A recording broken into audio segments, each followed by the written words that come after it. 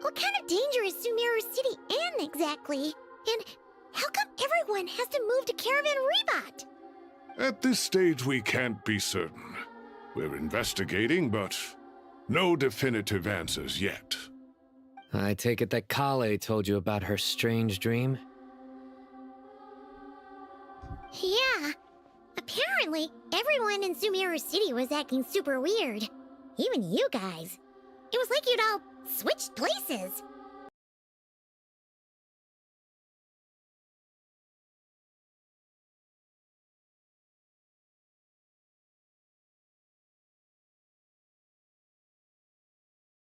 Prince? Only through Irminsul can people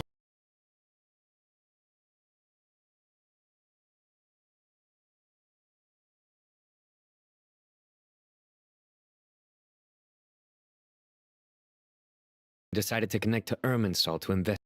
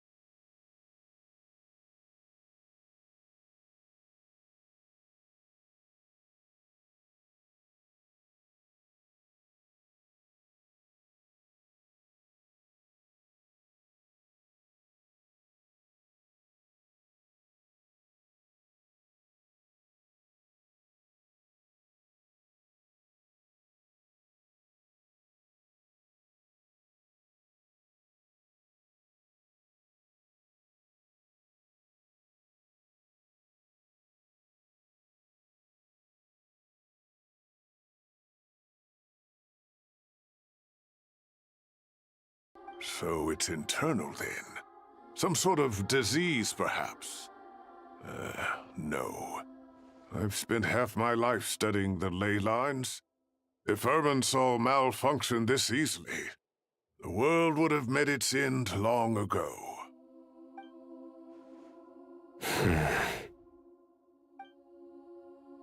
Sino? What is it? Not long ago, I got a tip from the Core of 30 that a large number of unidentified merchant caravans had recently been spotted entering Sumeru through Beta Harbor.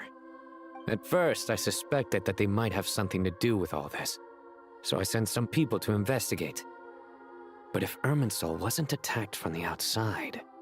Don't you think there are more important things to worry about right now than guessing who's behind all this? It's been over 12 hours with no new intel.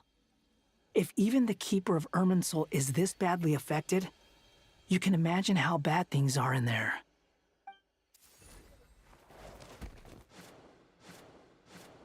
Dendroarchon.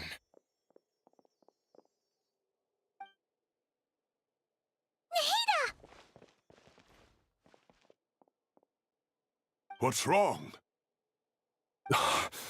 Her breathing is weak, and her elemental energy levels are dangerously low. Looks like it's time to move to the backup plan. What's the backup plan? Get out of the city and take the Dendroarchon with us. The entrance to Irminsul is directly beneath the sanctuary of Surasthana. That means this is ground zero if anything goes wrong. The Dendroarchon has a very strong connection to Irminsul. But theoretically, this connection should grow weaker with distance. Under normal circumstances, she can unleash her full power here. But with Irminsul out of control, our first priority is to get her away from here. The situation is critical. There's no time to deliberate. Everyone in agreement? I'll deal with it. I'll also let the Matra and the Core of 30 know to start evacuating.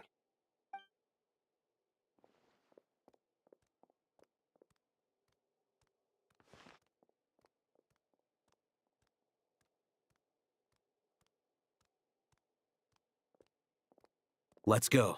No sense grieving when there's nothing more we can do. Agreed. We'll be back as soon as this is over.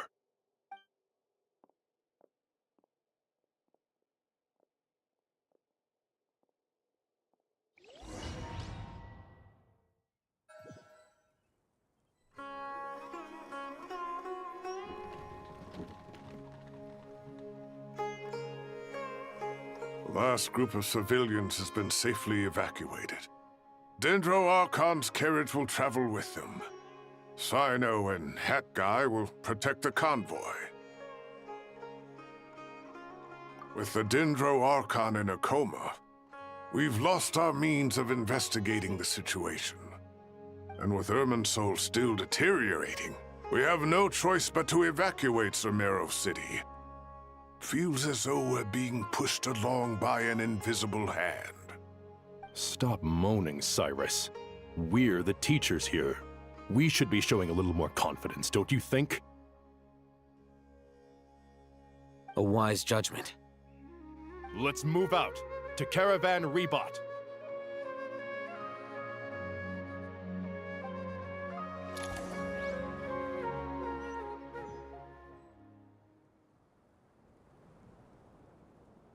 Sir, all units are in position. Good. Everything is going to plan. Interfering with Sumeru City is a necessary step, so do not hesitate.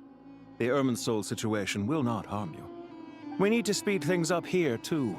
We don't want to keep our client waiting, do we? No, sir. You have my word. Everything will be completed on schedule.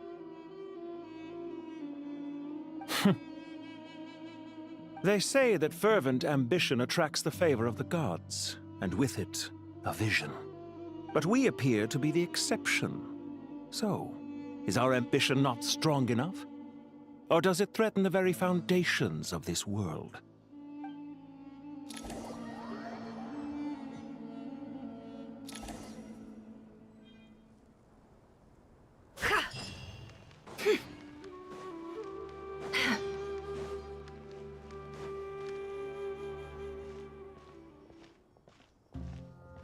How is the Dendroarchon? Her breathing is steady. I prepared some therapeutic incense for her, but it hasn't had much effect. Her vitals are still very weak. Based on the information you've provided, I have a working hypothesis. Her condition is partly due to Irminsul's influence, and partly due to a physiological imbalance caused by the rapid depletion of her power. Elemental energy usually flows through the body at a relatively constant rate. The body grows accustomed to this rhythm, so when it's thrown out of balance, physical symptoms will appear. Is this similar to the ley lines? Overloading and withering both directly affect their vitality, potentially causing irreversible damage. Correct. From a biological perspective, If you overexert yourself, you pay the price with your life. The Dendro Archon is not only drained of power, but her life force is at a critically low level. Is there any way to restore her health? I know the ley lines have strong self-healing abilities. As long as any blockages or pollutions are dealt with, they can quickly regain their vitality. But what about people? Well, gods. What's their capacity for self-healing? Before we think about that, there's a bigger predicament to resolve. Restoring the Dendro Archon's power requires us to heal Irminsul first. But that will be extremely difficult without the Dendro Archon's power. Paimon's already getting lost here.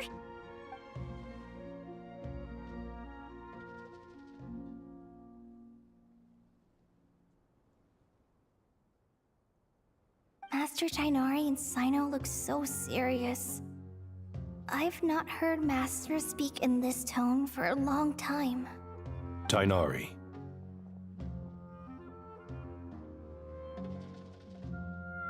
Master Nephis, sages.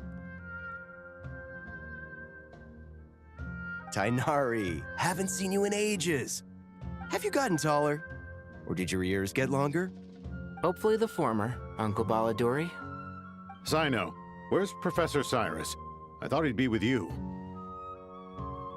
He went out into the wild to investigate the situation. He said that the Irminsul anomaly will likely start to affect the real world soon. He shouldn't be trotting around alone at his age. Which way did he go? I'll look for him later. Would someone mind introducing us? Ah yes, of course. Allow me to do the honors. I'm sure we're all familiar with the Traveler and Paimon. They're the heroes who helped foil Azar's conspiracy and save Sumeru. These gentlemen and I are the 6 current sages of the Academia.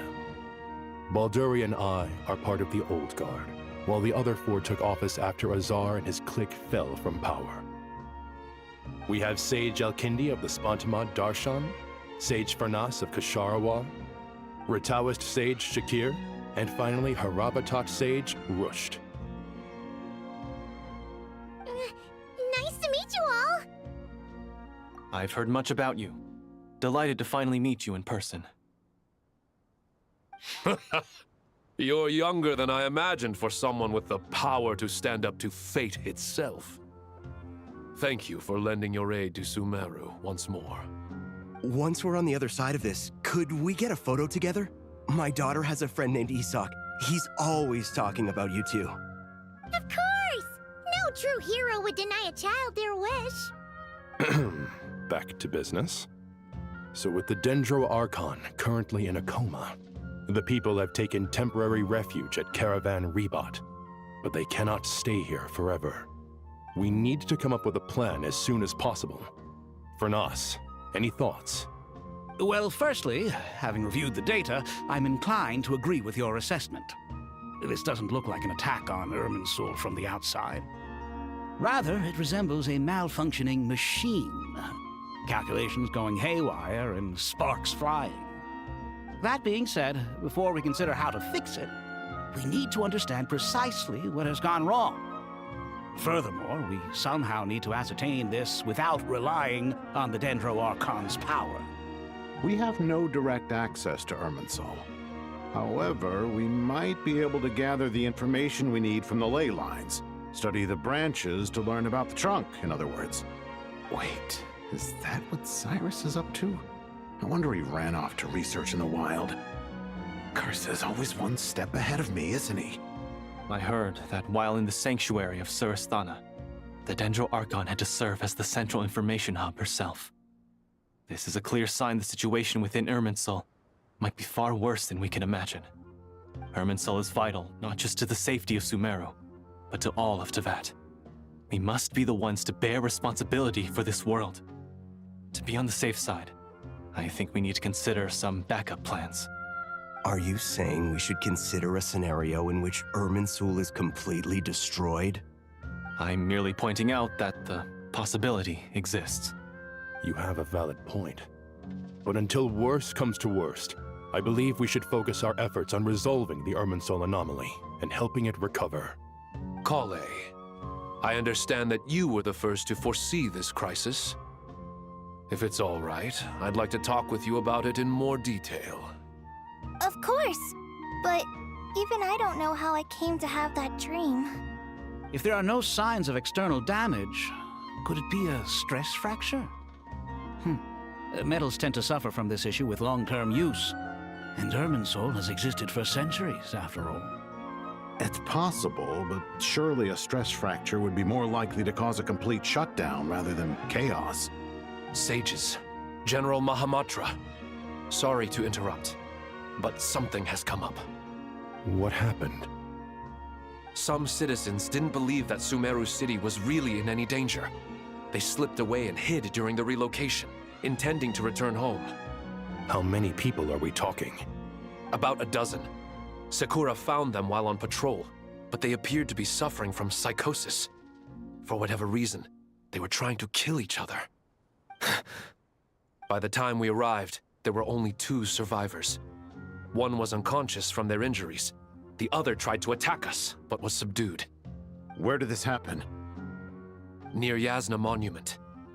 That's not far from Caravan Rebot. Master. I know. The Irminsul anomaly is beginning to have effects in the world. I didn't expect it to spread to Yasna Monument so soon. It almost feels like we're being chased relentlessly, with no time to catch our breath. Sir Cyrus said the same thing. He sent me back to report in, while he continues investigating. I'll go join him. Count me in too.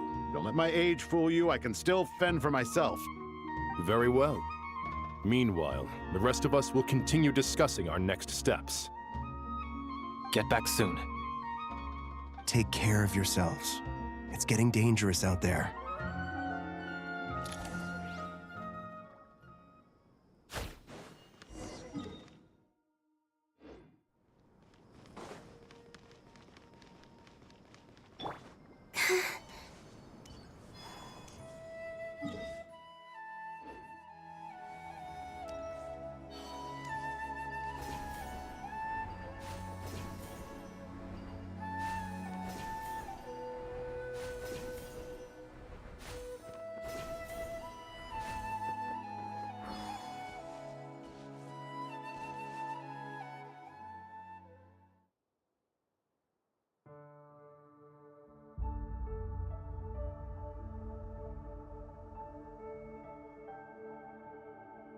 Please, don't go any further. As you get closer to Sumeru City, there's no knowing what dangers you might encounter. So this is our mentally disturbed man? I'm going to gut you all!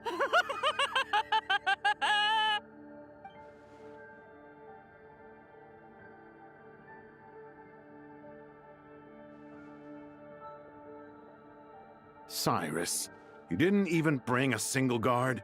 Do you think you're some sort of warrior? It's fine. Come here and look at this. Oh, it's... That's right. Flowers that bloom from openings in the ley lines, indicating some sort of anomaly. I don't believe I've ever seen a color like this before. Did you discover it nearby? Not just here. Way over there, too. They're everywhere. There's even more in that direction. How did you ascertain the situation further ahead? Didn't you just say that we can't go beyond this point? Yes. This area is relatively safe so far, but if you continue forward, delusions will start afflicting your mind. However, some vision-bearing mercenaries were able to maintain their sanity a little better. They're the ones who brought back news from further afield.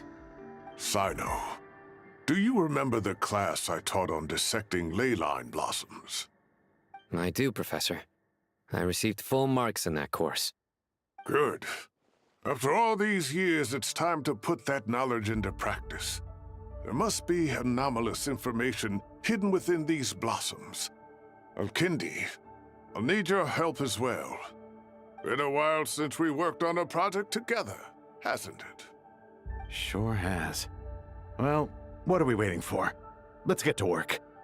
Anything we can do to help?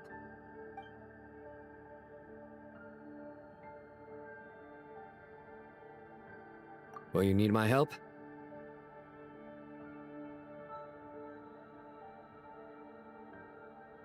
All right, well, don't go too far. There's too many unknowns at this stage. Let's regroup at Caravan Rebot later. Don't worry if you don't show up. I'll come and find you.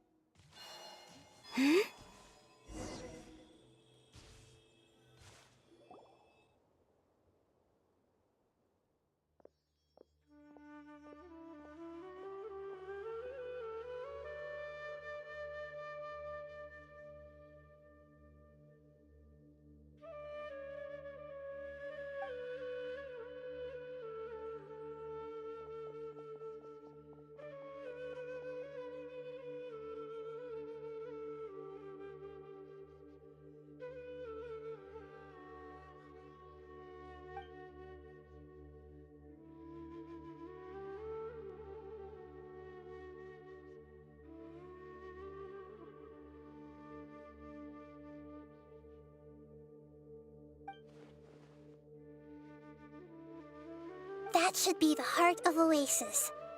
All we need to do is light it with the fire seed, and it'll restore a pep with elemental power. The damage it suffered internally will also slowly begin to heal.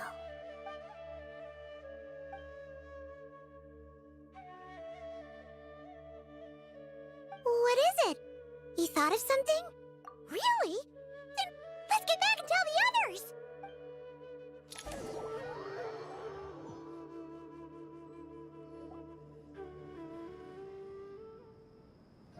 Phew. Glad to see you've returned safe and sound. Any longer and we would have gone out looking for you.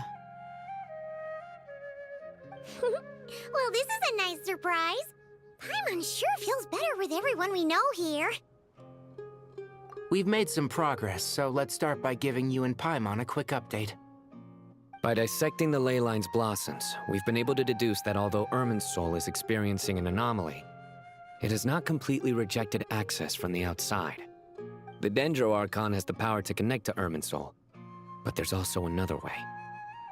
I assume you recall the devices everyone was wearing when you first arrived in Sumeru? Devices? Oh, wait.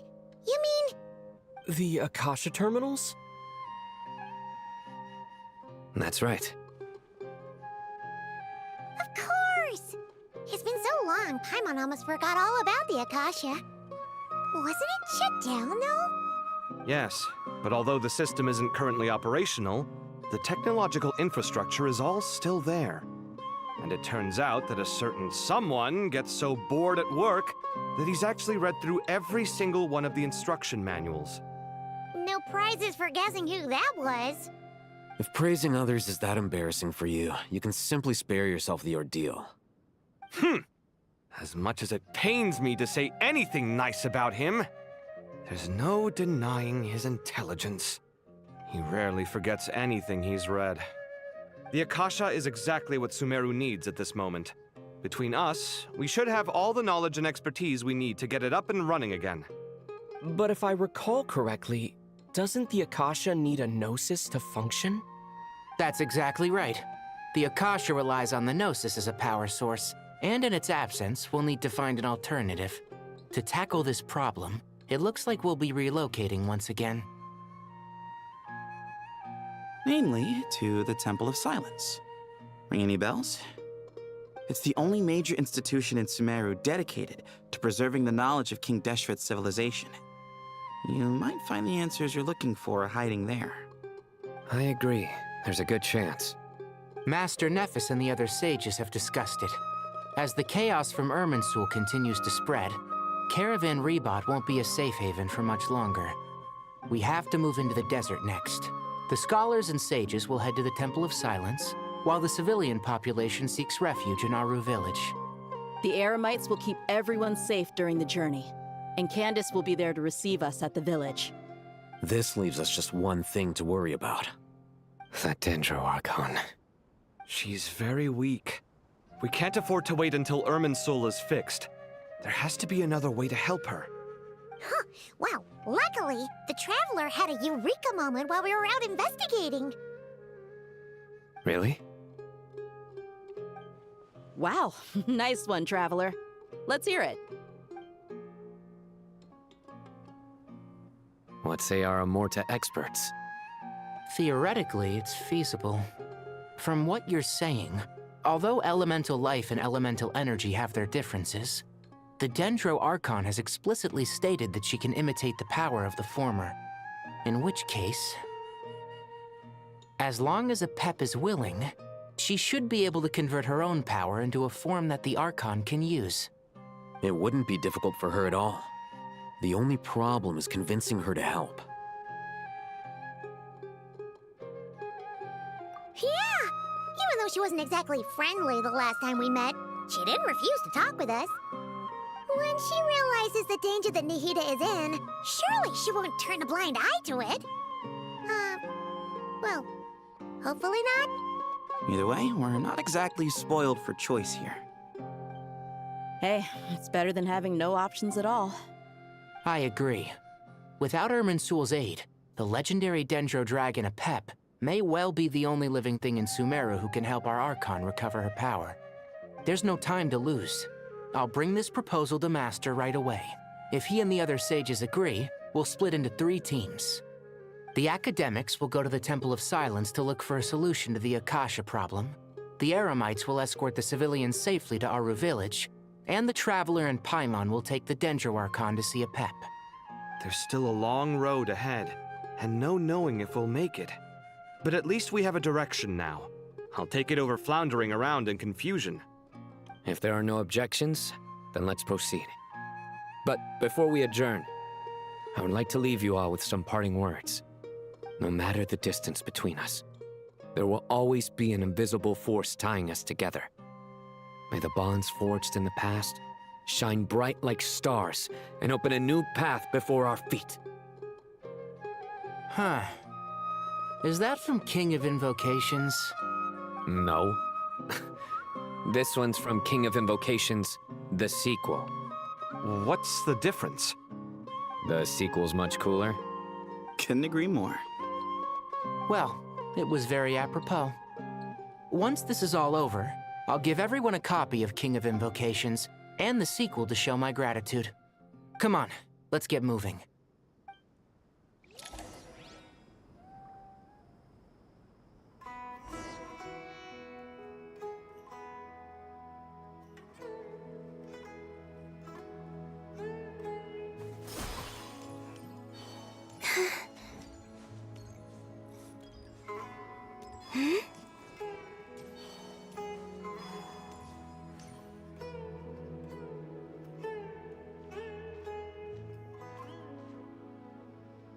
Tighnari has brought me up to speed. I approve of your plan of action, but we can't proceed with everything right away. The people need to rest. For many of them, this will be their first time in the desert, so we'll need to find additional personnel to help escort them. You two, please go on ahead with the Dendro Archon. Let's rendezvous at the Temple of Silence later. No problem. We got this. Words can't express my gratitude, so let me just say, I hope everything goes smoothly for all of us. Goodbye for now. All right, let's get going. If Paimon remembers correctly, the last time we saw Apep was in... Traveler, Paimon. Could I borrow you guys for a moment? It'll only take a second. Kale, what's the matter? Well, the thing is, Master Tighnari once told me, after you raise a problem, you should think about how to resolve it. But ever since I had that dream, I feel like I haven't been of any help at all. I tried my best to keep up with the conversation, but there was so much new information, I couldn't take it all in. So, I just wanted to ask, do you have any tips for me there? Paimon knows exactly how you feel. But fear not, everything you need to know is right here in Paimon's notes. Sumeru chapter! It's got tons of info about all the things we've seen and heard on our adventures. Some parts are a little simplified, but hopefully it all makes sense. You see? Being the greatest guide in Tibet isn't just a fancy title. It takes a lot of hard work. Paimon doesn't always understand the things you're talking about with other people. Whenever that happens, she notes down the confusing parts and goes over them in her own time. This is perfect. Could I borrow it? Sure. Matter of fact, you can keep it if you want. Paimon has another copy. The spare copy was originally meant for the traveler. Paimon used to worry that one day he might not need a guide anymore, so she wanted to have a gift for him, in case we ever parted ways. But it doesn't seem so necessary nowadays. We have so many more places to see together. One copy will be enough for both of us. Thank you so much. But still, these are your treasured memories. I think I'll make my own copy and then return the original to you. Anyway, that was all. I won't keep you any longer. Have a safe trip. See you again soon. See ya! Alright, time to bring the Hida to see a pep. Let's hope that old grouch is in a negotiating mood. Hey?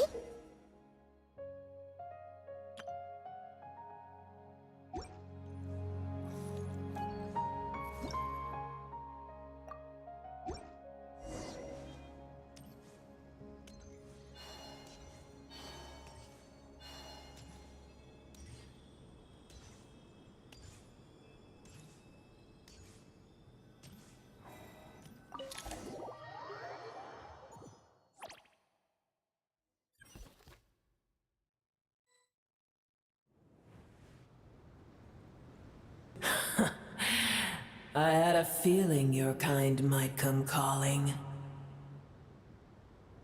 The ley lines are in disarray. Something...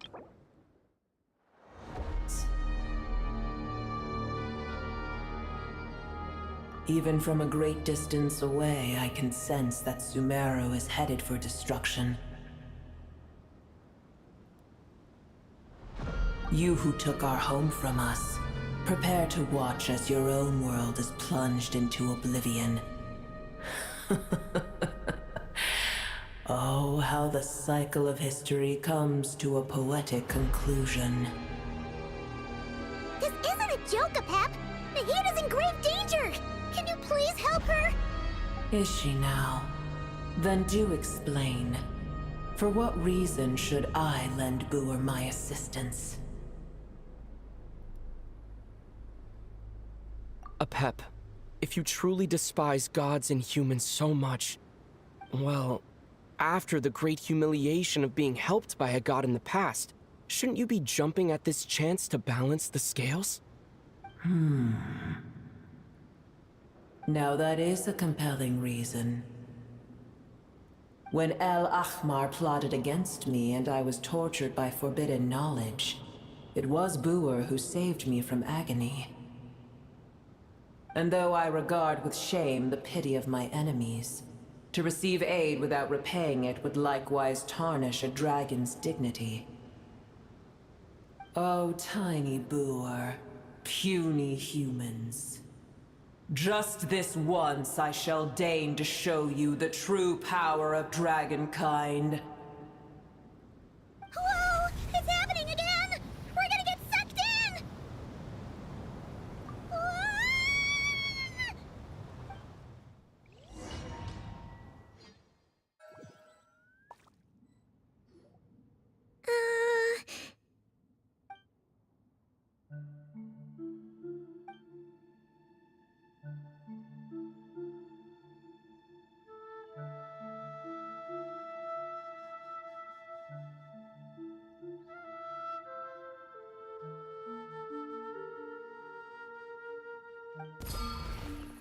It is done. The heart of Oasis is supplying her with life force as we speak. It shall not be long before she recovers. But I should warn you. Boer's existence is closely intertwined with Irminsul. Unless the issues plaguing it are resolved, she will never completely recover her former strength. Oh, thank you. Spare me your words of gratitude. You may also spare me your feigned concern.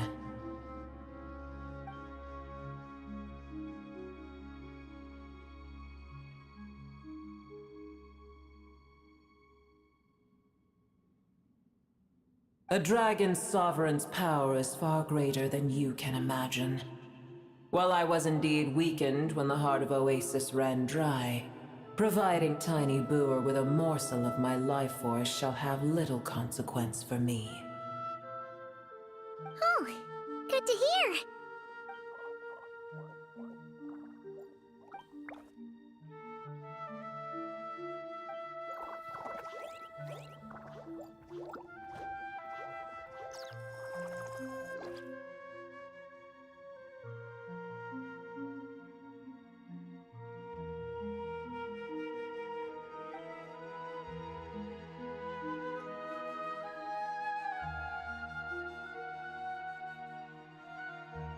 Ever held in high favor, I see.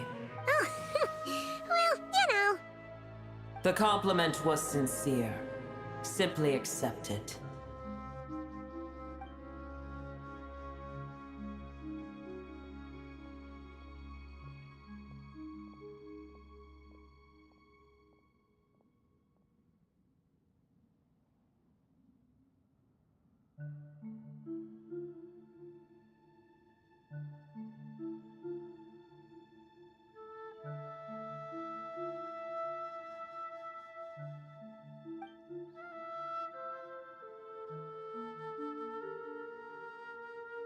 I did once.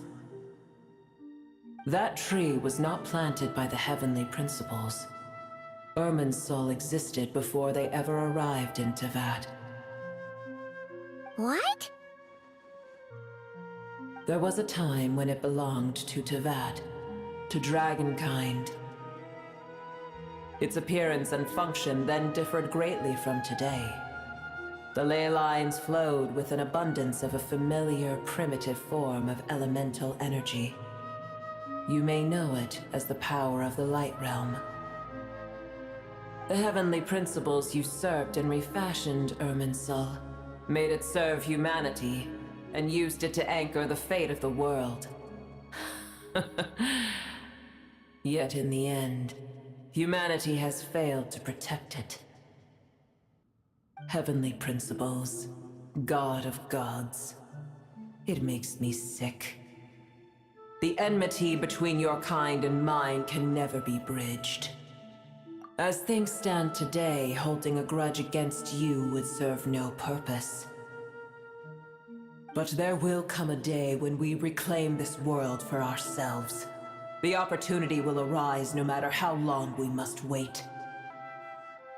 I can already sense that far away from here, the Hydro Dragon has wrested his authority from the hands of the usurpers.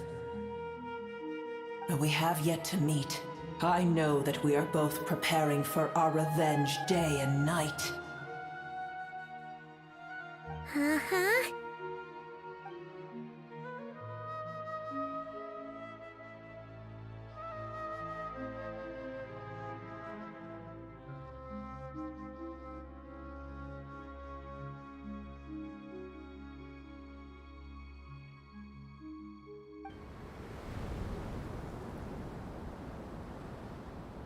I hear a great disturbance out there. Huh? What is it? Sandstorms come. The Jinn. I see. Another calamity approaches. You both seem restless. Let us part ways here. Booer is safe with me. Once she has recovered, I shall return her to your side. Oh, thanks again. Take care, all right? I told you already I have no need of your feigned concern.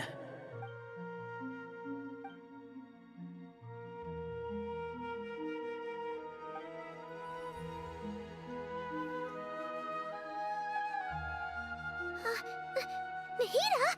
You're awake! Are you okay? Cease your interrogation. Yes, she awoke for a brief moment, but she has now lost consciousness again. Take it. We shall talk more at another time.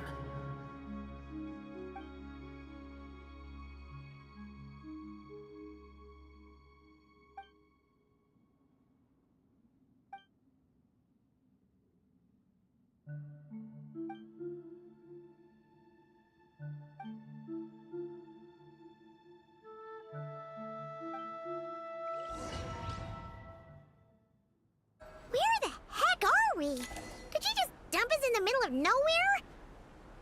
Wait, no. Paimon remembers now.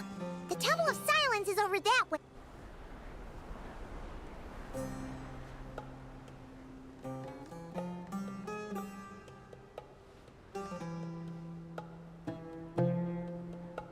There's no need for everyone to stay here. I'll protect the sages. The rest of you, return to Aru Village. Yes, Mahamatra Sino.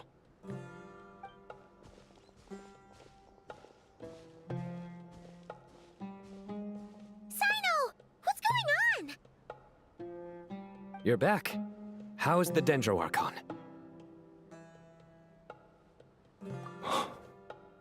What a relief.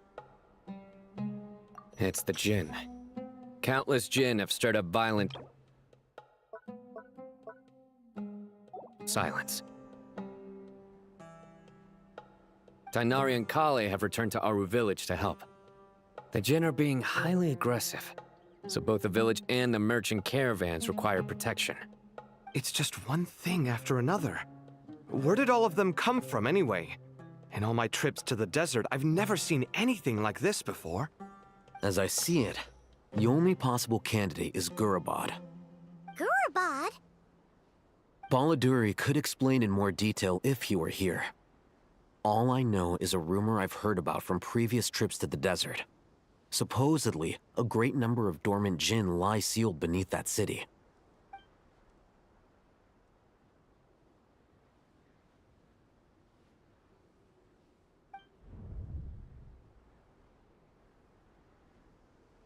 Gurabad is, for me, a fated land. I must therefore return back to this city, where my destiny awaits me still. My master, I am sorry that I couldn't stay by your side for long, and that I could not have more time to get familiar with you. Lilupar. Yeah, we once said goodbye to a friend there. Well, maybe not a friend exactly, but someone we met on the road anyway. She was a strange bottle. If we can find a way to wake her up, maybe she can help solve the situation in Gurabad. Well, be careful. You may find there's more than just the Jinn to worry about. You mean, there are other dangers in Gurabad? It's a sensible assumption to make. The moment we arrived in Caravan Rebad, the Irminsul anomaly started spreading in that direction. Now we've moved to the desert, and suddenly we're plagued by Jinn and sandstorms. To call it a coincidence would be a stretch. Don't worry, we've gotten a lot stronger since our last stint in Sumeru.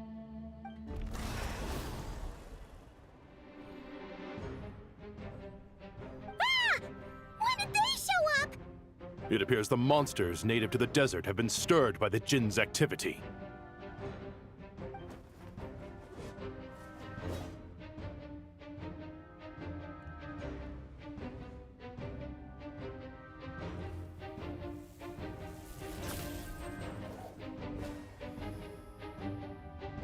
You should get going. We'll take care of things here.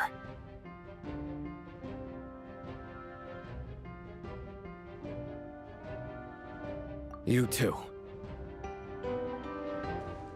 Don't do anything too risky. You got it?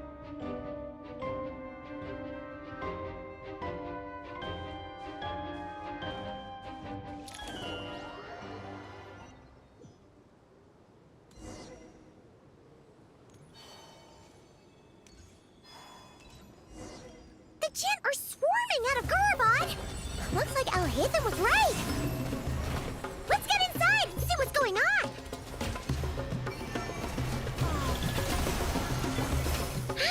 Splash it!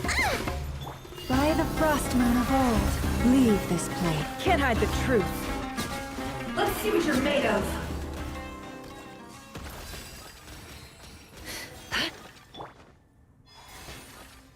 They just keep coming! How many of these things are there? We'll never take them all out! Let's just head further inside for now!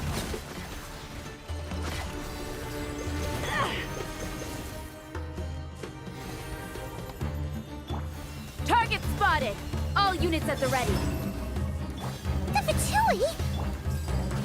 They must Oasis' stronghold! Are they the ones behind all this?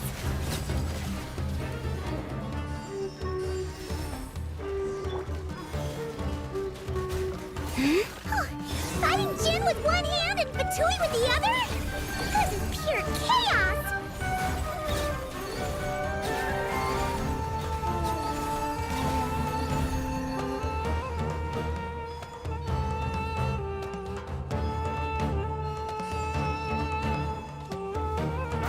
Wayne.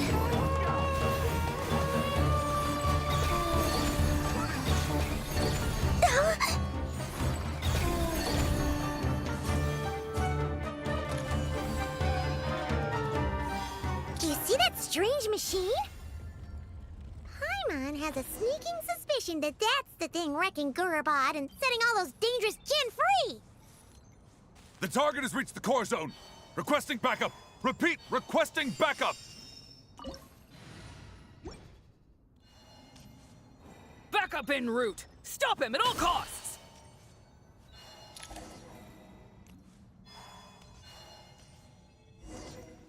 Careful! They're back again!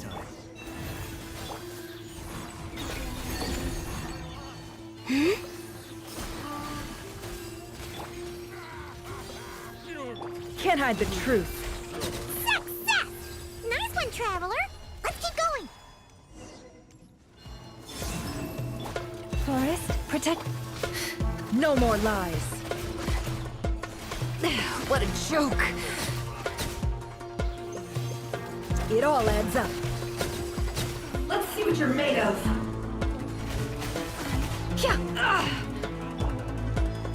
Surge. A new moon rises.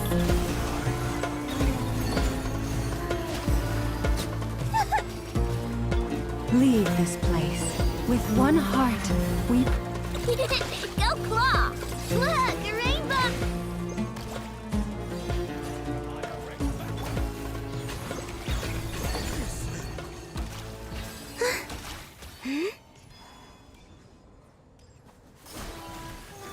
Can't hide the truth.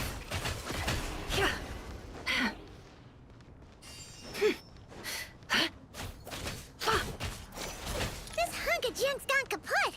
Now we can finally... It seems my subordinates failed to stop you in your tracks. Apologies, sir. There is no need to apologize. You did well to hold your ground against such a powerful adversary for as long as you did. I must commend your courage and perseverance. So, you're in charge here, huh? First the problems with Irminsul, now this mess in Gurabad? Are you the ones responsible for all this? I'm afraid I cannot answer that. I assume you aren't naive enough to expect answers from an enemy. Oh, this guy is so snooty! However you want to spin it, you're clearly involved in this somehow. So you can either start talking, or we'll have to make you talk. Let's get him! Traveler, what's wrong?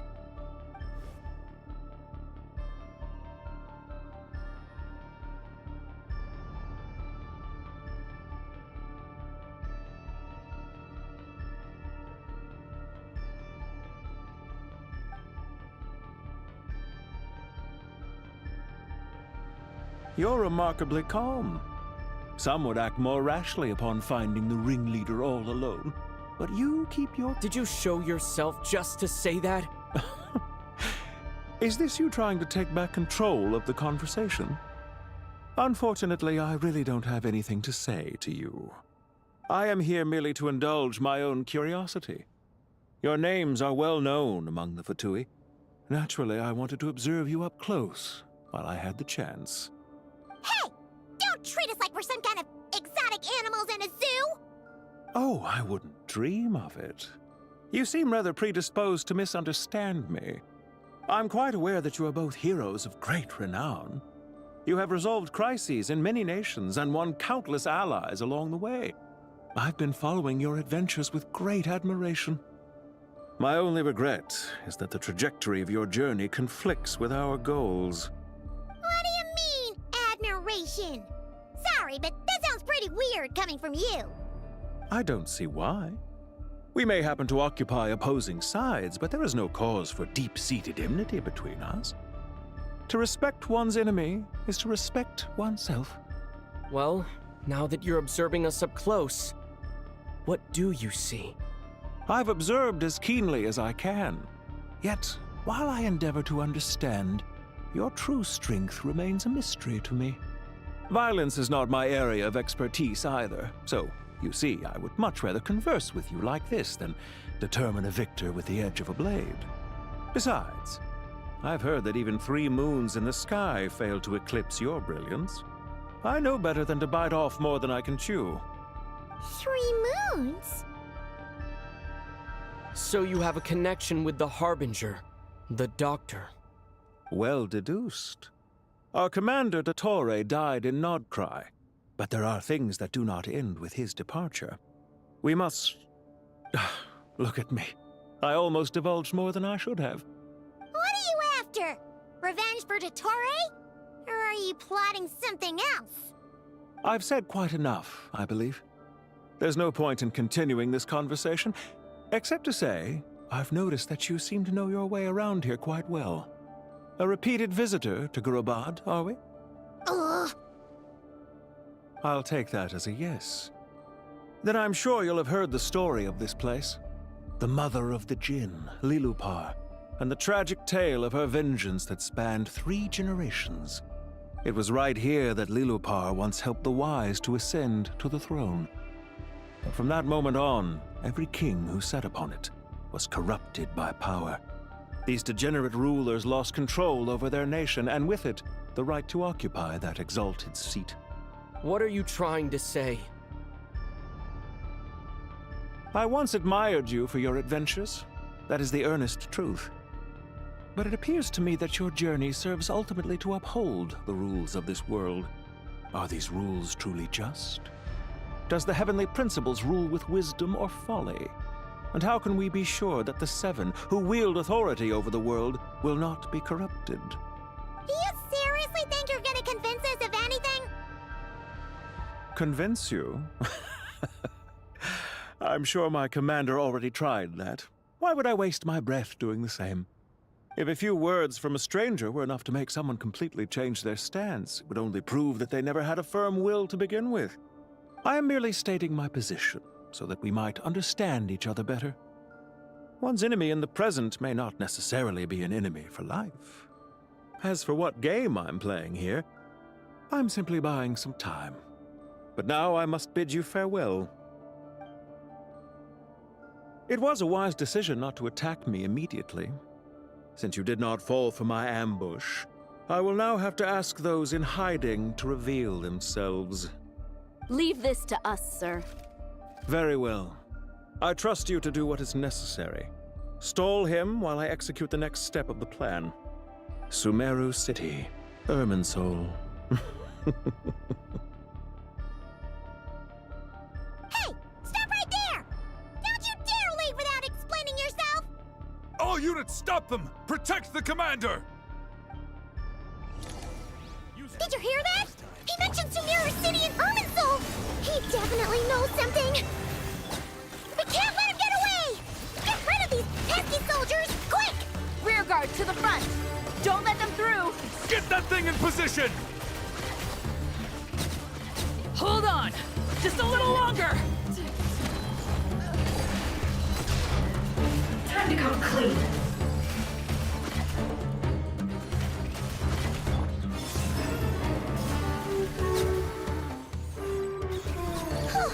We finally beat them! That mysterious guy can't have gotten far! Let's catch up with him!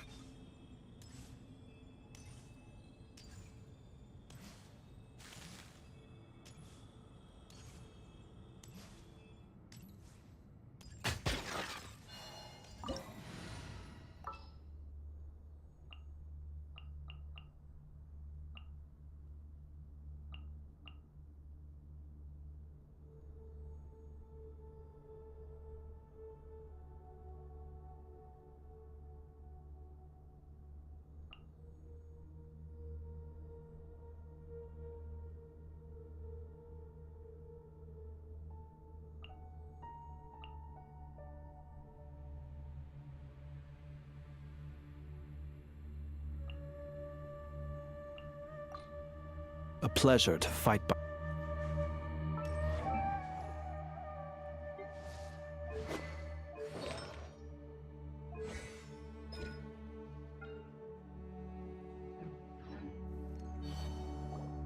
Found him! Over here! You're very persistent.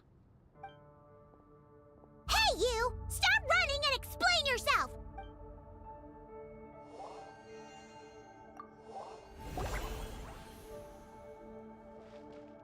What's this?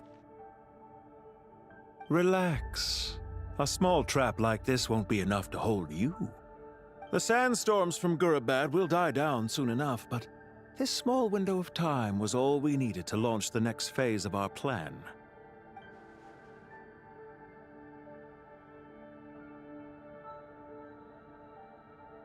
Don't be discouraged. I knew that someone would come here eventually, so I planned ahead. Where to chat with you, which door to exit from, even which mechanism to wait by for you. I thought through every detail.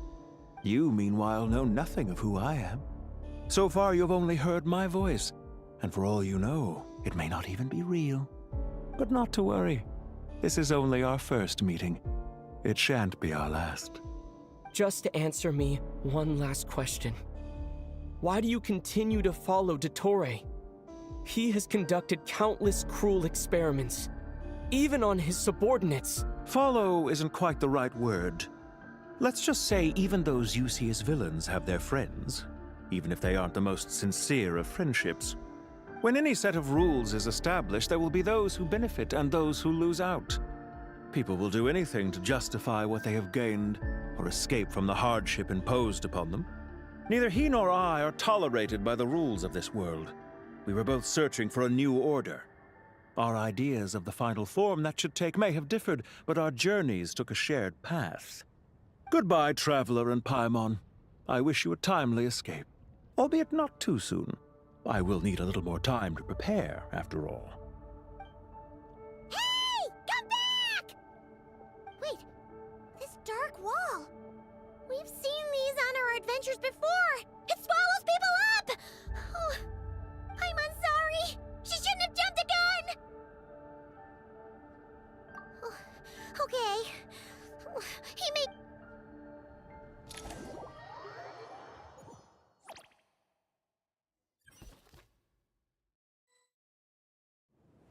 Sino and his team are guarding the north. We'll take this side. There's so many Jin. We can't let them get into Aru Village. Don't fret. I am well prepared for this situation. Huh. So you have a solution? Perhaps you're unaware that I have a trusty genie partner of my own, Plumpy.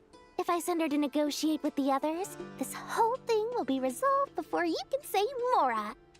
Off you go, Plumpy.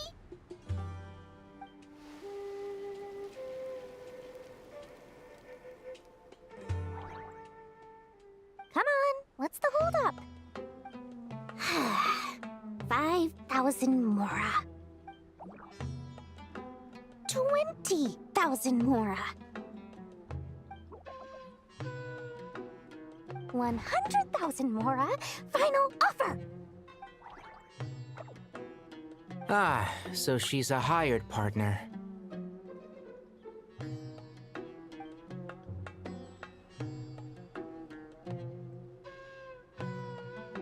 Hired partners are reliable too. Plumpy here is a highly skilled negotiator. You'll see. Just a few words from her and...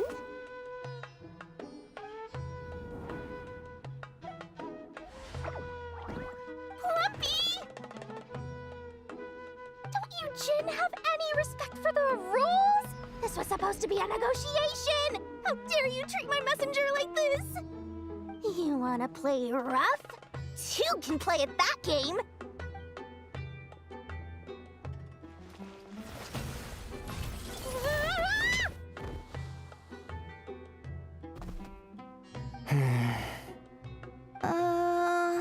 Looks like it's up to us now. Be careful, Kale. Yes, Master.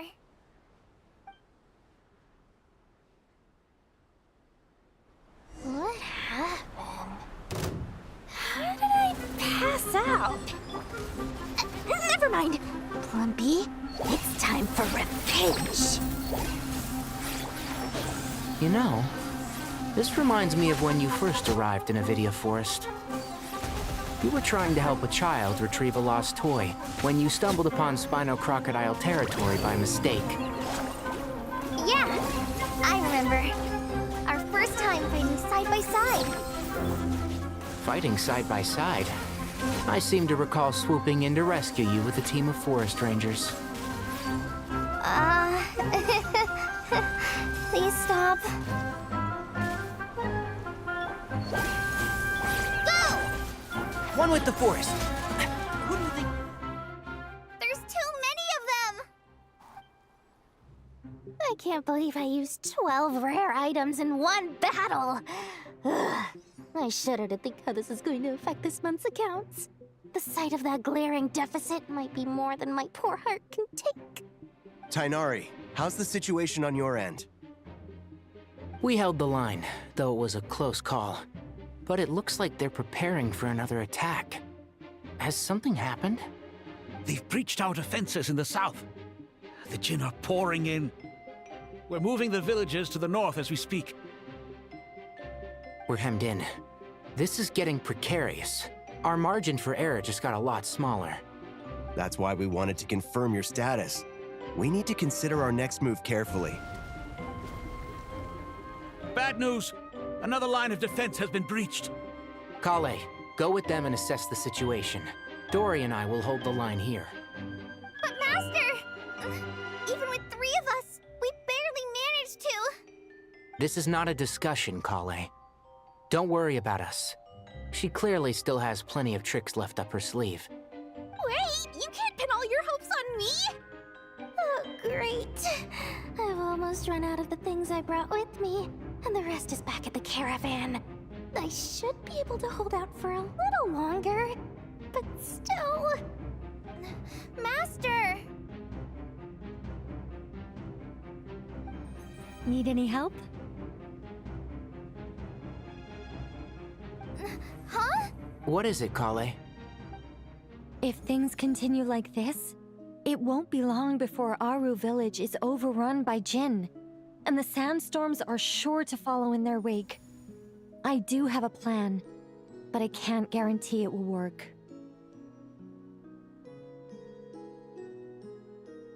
I don't care, whoever you are. The only one who can help is you. I am merely here to guide you along the correct path.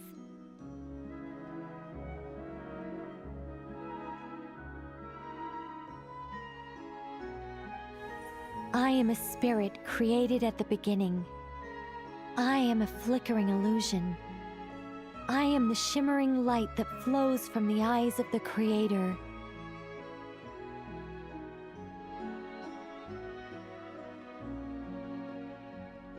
What do you mean?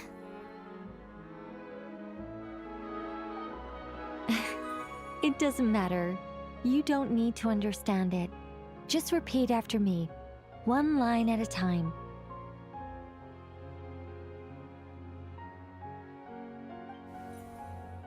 Watch out! Jinn incoming! I am a spirit created at the beginning. Here goes nothing! I am a spirit, created at the beginning.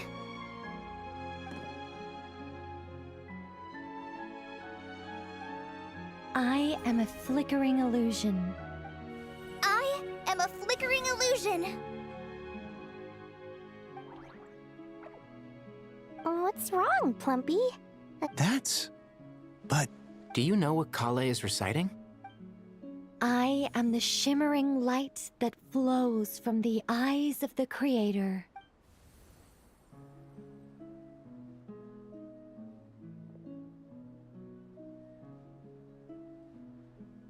I am the shimmering light that flows from the eyes of the Creator!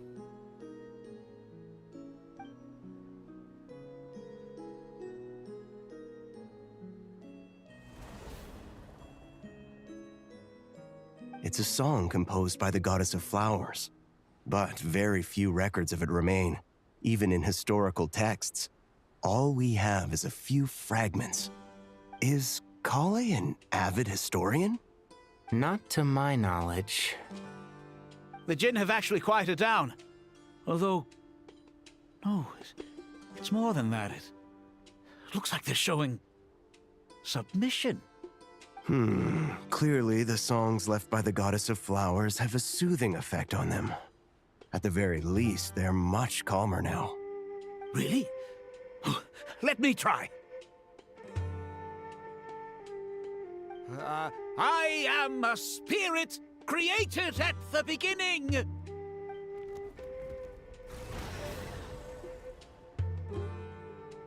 Don't stay away! I'll stop! I'll stop! It seems like the song only works when Kale recites it. But why? Kale.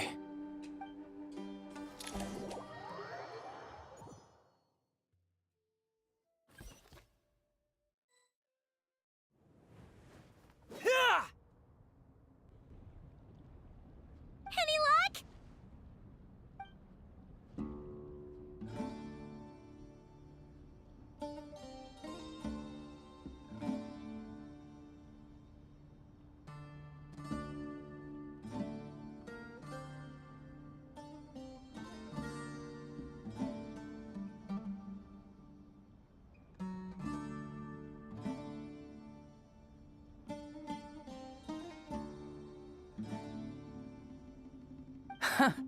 When I heard that loud rumbling in the distance, I thought the shifting sands had bust open the gates to some ancient treasure vault. Turns out it was just you guys. Huh? Wait, that sounds like... It's been a long while. Did you miss me?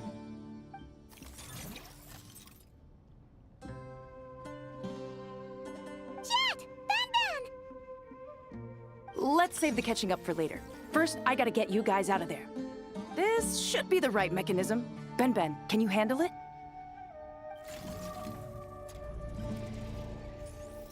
There we go. Come on, let's leave this place.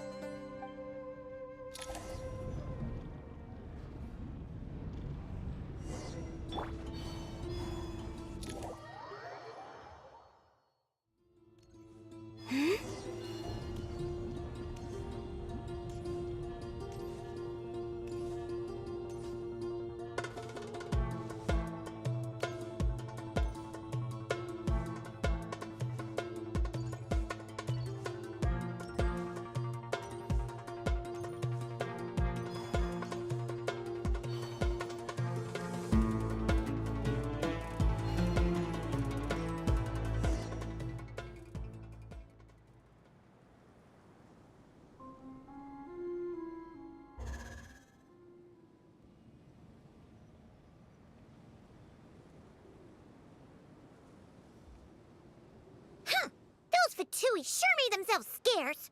It's like they were never here. The Fatui? They came to the desert again? Yep. No idea what they're planning this time. They were being very coy about it. How have you been, Jet? Well, since we last met, I've started my own band of mercs. We've actually made quite a name for ourselves. Oh, yeah. On a slightly different note, I have some good news. I finally took care of Masaira. Not much to write home about. It was just another day.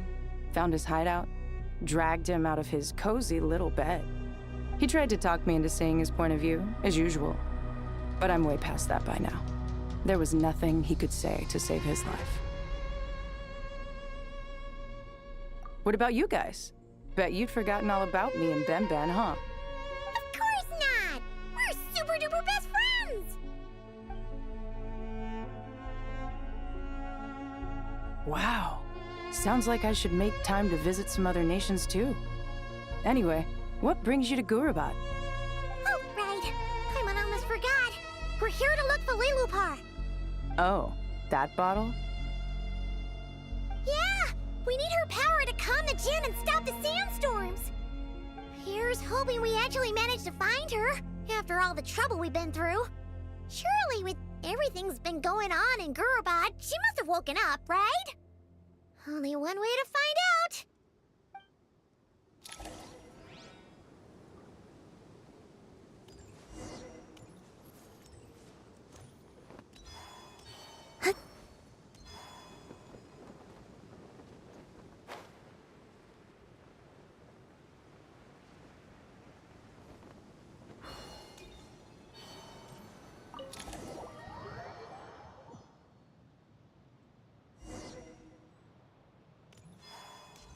Let's see. She should be... Aha!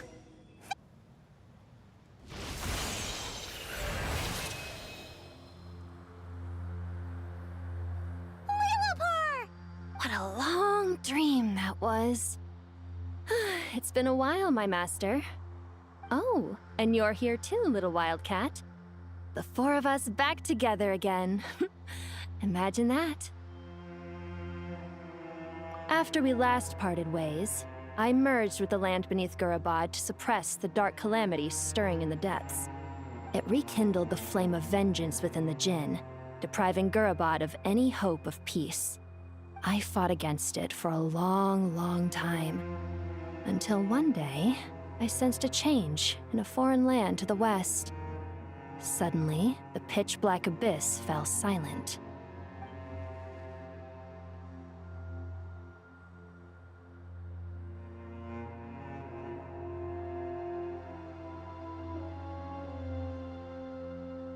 Once satisfied that that dark power could no longer bewitch the Jinn, I too fell into a deep slumber, from which I have only now awoke. Why have you returned to Gurabad, my master?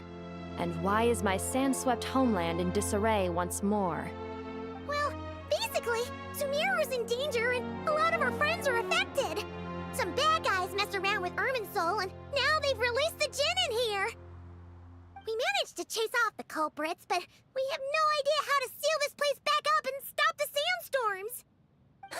Child's play. I shall quell the Jinn and scatter the storms.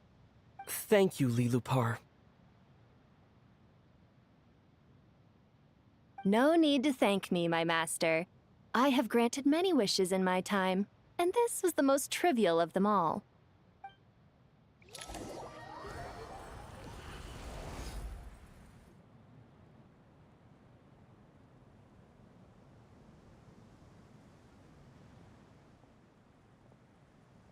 The sandstorm's gone.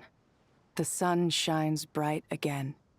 When I said that we'd meet again under a lovelier sun, this was exactly how I imagined it. Yay! Although, honestly, Paimon would love to hang out with you more, even if the weather sucked.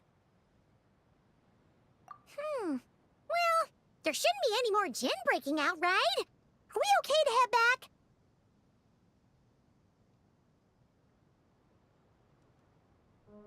Sounds good. You can introduce us to your other friends. Another adventure begins. Lovely.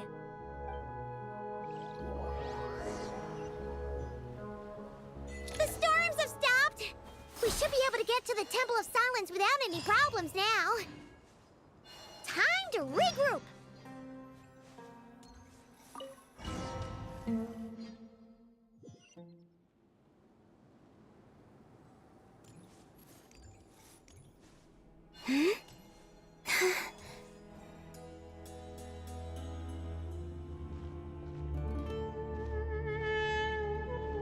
So, this is the Temple of Silence. I've heard the Nagarjanites mention it in passing, but I never imagined it would be this big. It's colossal. I thought the temple moved to the rainforest ages ago. When did they scamper back into the desert? I don't know. This plan sounds a little too risky for my liking. Even in King Deshret's day, this was experimental technology. We have no idea what... Well, unless you know of another viable alternative for the Akasha terminal, I'm afraid this is our only option. The plan is sound, and the risks are manageable. However, if we are to proceed, we must act quickly. The scale of this project is enormous. Even with Carve, Faruzan, and every other scholar of mechanics working on it full-time, the proposed modifications won't happen overnight.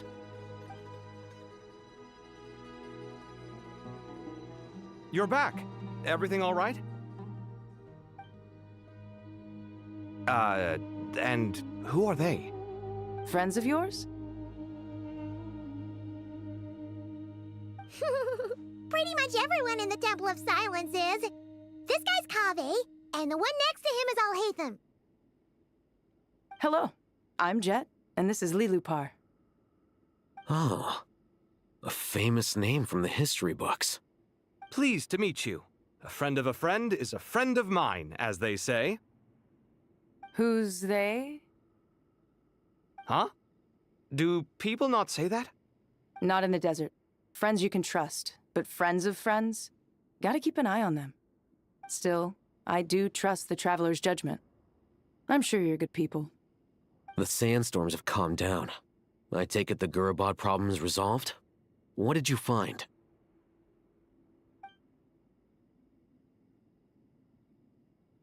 And after getting all smarmy with us, he trapped us there. Luckily, Jet used the mechanism outside to free us, and then we got Lilupar to put a stop to the chaos. Wow. Thanks for being there to help them.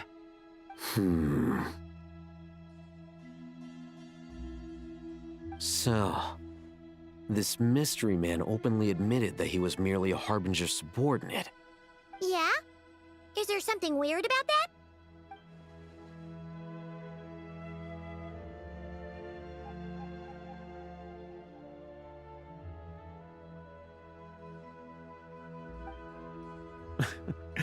I assume you aren't naive enough to expect answers from an enemy.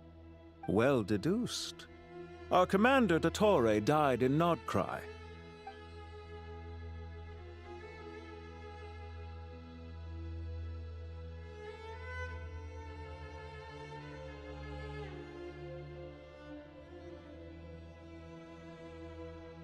Are you wondering about his true identity? Or do you think there's a big conspiracy behind all this? I wouldn't go as far as to call it a conspiracy. Just the simple fact that having someone to shift the blame on tends to prove useful should trouble come knocking later. The most important thing for now is to solve the immediate problem. Perhaps that man knew you wouldn't have the resources to investigate his background and so didn't put much effort into disguising himself. This is all getting a little cryptic for me. I'll let you guys talk while I take a walk with Lilupar. Jet? Aren't you with the Blazing Beasts? What a coincidence. Didn't expect to run into you here. We're mercs. You can run into us anywhere. Who's this with you? So, did you find the solution you were looking for in the Temple of Silence? You bet we did. This place is incredible. It has everything. So far, we've discussed a plan and verified its feasibility. Building a new system from scratch is out of the question. So our only option is to modify the Akasha using certain resources we hope to find in the mausoleum of King Deshret. According to certain sources in the Temple of Silence, there is a core device in King Deshret's mausoleum known as Aru. Little is known about this device in academic circles, which suggests it was hidden quite effectively. If these sources prove correct, the energy contained within Aru may be sufficient to power our Akasha renovation plan. However, this raises difficult questions regarding technological integration. The sages are still debating it. Yeah, but I'm sure they'll reach a compromise once they've argued it out. The people of the rainforest are always cautious when it comes to desert technology. But times of crisis like this leave us with little choice. Wait, Paimon has a question. Is this the same Aru we've heard of before?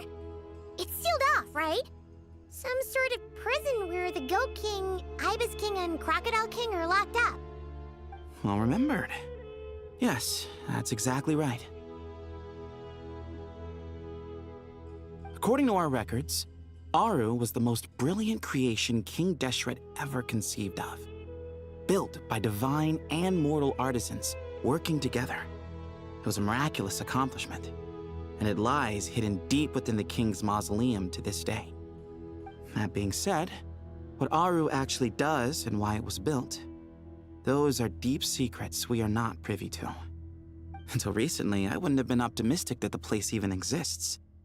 The only reason I'm inclined to believe it now is because we heard it from the Ibis King Thoth himself at his temple. The tale of how the 3 retainers of Al-Akhmar were imprisoned in Aru. Paimon totally gets that. When Paimon first heard about it, she thought it sounded pretty unbelievable too. Do you guys still remember that? The Ibis King told us they were trapped in Aru and that they had to answer 3 questions to get out. I think I remember. What causes our rise and fall? What obliterates love and hate?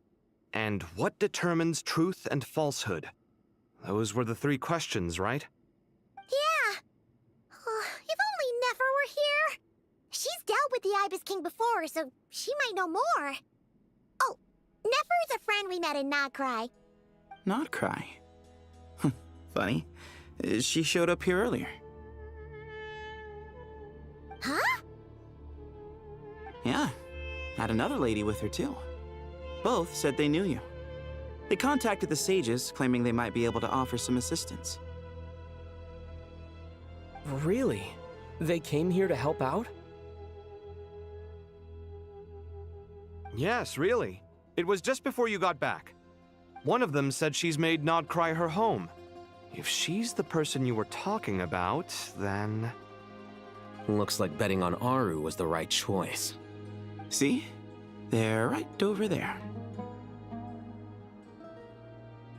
Nicole! Nefer!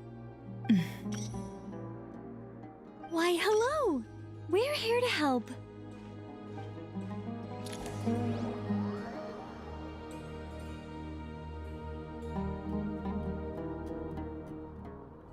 It's a good thing we left early. We almost got locked out. Locked out? What do you mean? Oh, you haven't heard? An invisible barrier has appeared around Sumeru's borders, cutting off all travel in and out. No one can leave and no one can enter. Sumeru has become a lonely island. Are the Fatui behind this too? Actually, no. This has nothing to do with them. I suspect it's a defense mechanism within Irminsul itself. Irminsul is the source of Tevat's ley lines, after all, and Sumeru is the nation closest to it. I imagine this function was put in place to seal the entire region off in the event of serious damage, preventing the disaster from spreading to the rest of Tevat. It may have been implemented long ago. But doesn't that mean that the people here won't be able to escape to other nations if the anomaly keeps spreading? Currently, that does appear to be the case, which is precisely why I am here. This is a critical moment for the world, and Sumeru is... Paimon's surprised you managed to convince her to come back to Sumeru. Indeed. Even for someone of my wisdom and eloquence, this tested my skills to the limit. And why should it concern me that Sumeru's in trouble? Surely you don't think I still have feelings for that place? Judging by your tone, I suppose you don't. Sounds like you don't know much about my past. And here I thought you knew everything. All I know is that the Ibis King is the source of your power. He was quite a prominent moon envoy once upon a time, so I do know a thing or two about him. As for your past, I have ways to learn the full story if I wish to. But everyone has secrets they'd rather keep to themselves, wouldn't you say? I'm glad you see it that way, Miss Nicole. I've chosen to call Nodcry home, which is why I did my part in its hour of need. That doesn't mean world savings become a habit with me. I have no particular desire to play hero in Sumeru, thank you. I understand. Human emotions do not appear and disappear without cause. There is always a reason to be found behind both salvation and destruction. Still, if time has taught me anything, it's that human emotions are often complex and in conflict. That's why people change their minds about things all the time. But that's where we angels come in.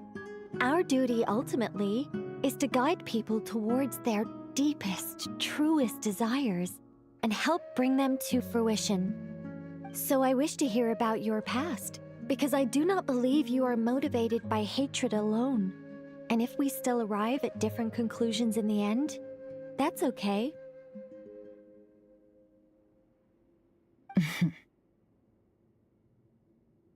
I refuse. Wait, what? But I set the atmosphere and everything. Isn't this supposed to be the moment when we finally open up to one another? Is it? Maybe I'm not so good at reading the atmosphere. You're right, Nicole. There's more to me than just hatred. Had it consumed me, I'd be left stuck in the past forever, never living in the present. But I don't think that your guidance can change my mind. The all-consuming sands, the bloodshed, both deserved and undeserved. Those old emotions cling to me like a shadow. Do you wish to shake them off? No. I hope to remember them forever. Those emotions and memories shaped me into the person I am today. They'll always be a part of me. In that case, would you like to hear my perspective, at least? Sure. It's not every day you get to hear an angel's opinion. A long, long time ago, when the angels still walked freely upon the earth, I found life tedious. Monotonous work, lukewarm relationships. Things weren't nearly as interesting as they are now. And yet, since the angels' demise, I have found myself missing those days on more than one occasion. Human emotions are often attached to a person, a place, or an object. When those things are gone, the memories quickly fade, and the emotions slip away along with them. If Sumeru were destroyed, both rainforest and desert would be no more. With the object of your hatred wiped from existence, it would not take long for the memories buried deep in your heart to slowly fade.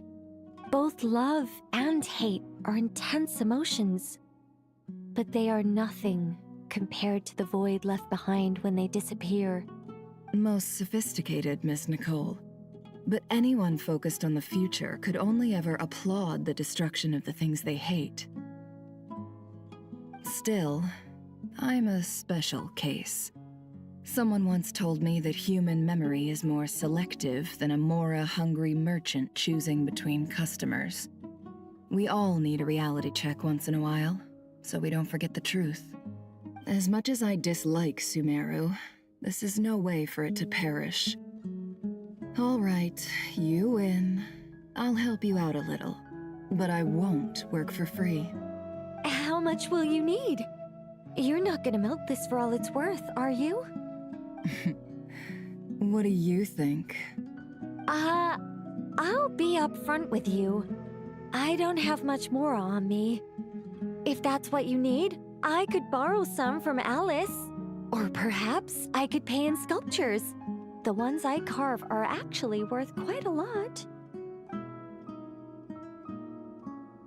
Just cover my travel expenses. Huh? Is that all? That's all. Given all the people I owe favors to, I can just about justify a trip to Sumeru. Yehoda! Here, boss! What do you need? I'm going back to Sumeru for a while. While I'm away, you'll be in charge of the curatorium. Me? I'm in charge? Whoa! Don't worry, boss. You can count on me! And that was how the ingenious Angel Nicole brought you the perfect person for the job in your hour of need. Hip hip hooray! That was far more detailed than necessary. Not lacking in embellishment either. I never thought I'd return. Especially not the desert. But life doesn't always go as planned, I suppose. What's Candace up to? I don't think I've seen her yet. She is still taking care of things in our village. Should be joining us before too long.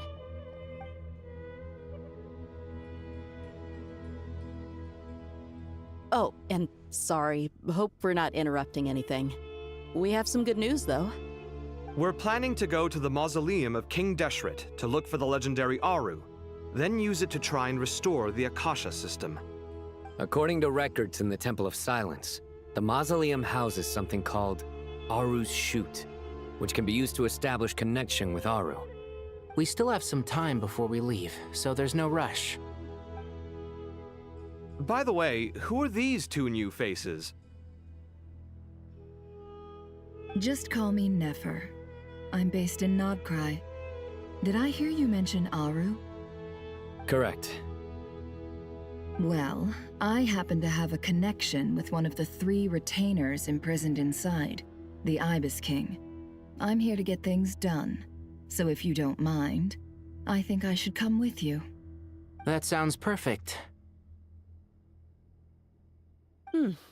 Miss Nefer, are you from the desert by any chance? Why do you ask? I don't know. There's a familiar air about you. Plus, you mentioned Candace. Sorry, I don't mean to pry. It was just a random thought. I'm Dia, an Eremite mercenary. My work usually keeps me out in the desert. I'm on good terms with Dory, and she's mentioned you all before. It's nice to finally put faces to the names. However, my associate here is probably less well acquainted with you.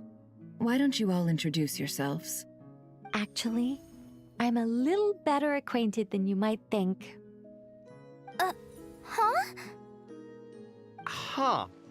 Are my eyes playing tricks on me? It looked like you spoke without moving your mouth.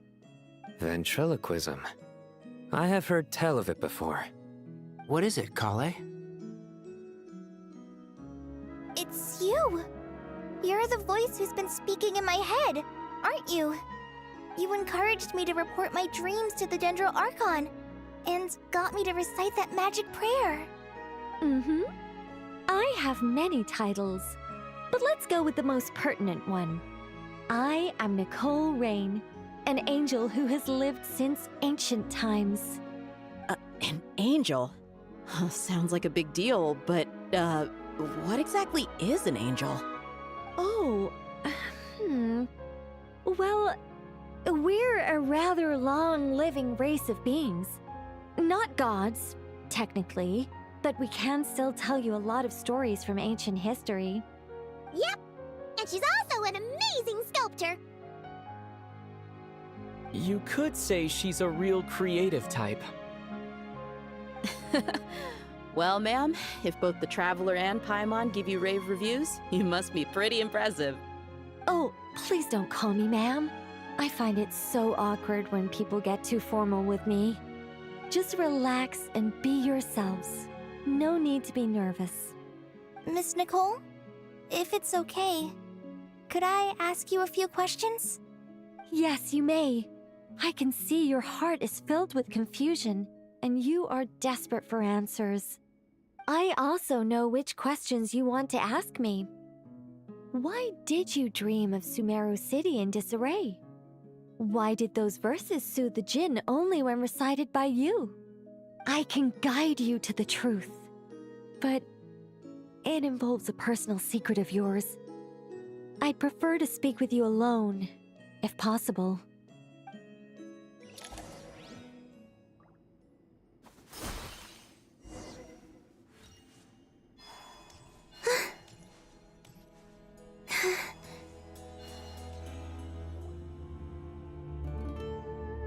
I thought we were going to speak alone.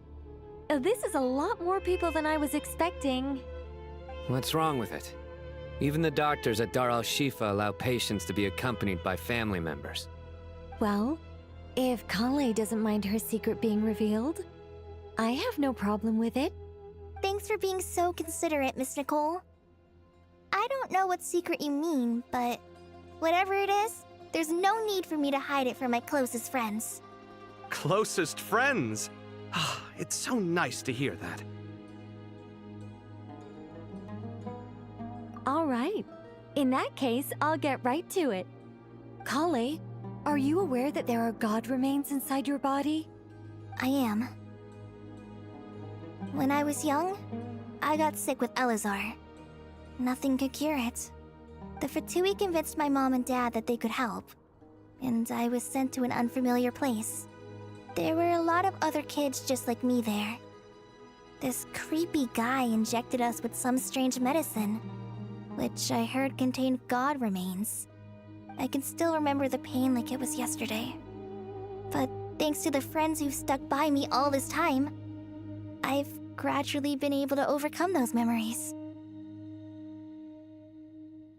Anyway, so you're saying that what happened to me has something to do with the god remains they injected me with? Yes. Those were the remains of Nabu Malikata, the goddess of flowers. What? Huh. Fascinating. You don't seem surprised like the rest of us. Why? The possibility crossed my mind when Kale recited the Goddess of Flowers song and calmed the Jinn. You made Paimon jump! What are you doing here, Lilupar? I was merely passing through when I heard the name of the goddess of flowers. Be assured that I share your surprise. You, with the hat. Are you certain? I sense no trace of the Lord of Flowers within her. Well, it is a very small fragment. Unless special methods are used to manifest its power, even her closest acquaintances would find it near impossible to detect. After the goddess passed away, her remains were scattered across the desert. King Deshret gathered all the pieces he could find and buried them in the Eternal Oasis. But some fragments remained unaccounted for. Eventually, the Fatui must have found a way to track some of them down. Presumably for use in some experiment. It's not an uncommon occurrence. You're more shaken than I thought. In one sense, you've been extraordinarily lucky. So many people who yearn for this kind of power never attain it, yet you have coexisted with her all this time without even realizing it. I don't know what to say. I'm glad that I could help everyone with this power, really. But knowing that a fragment of the Goddess of Flowers is inside my body is...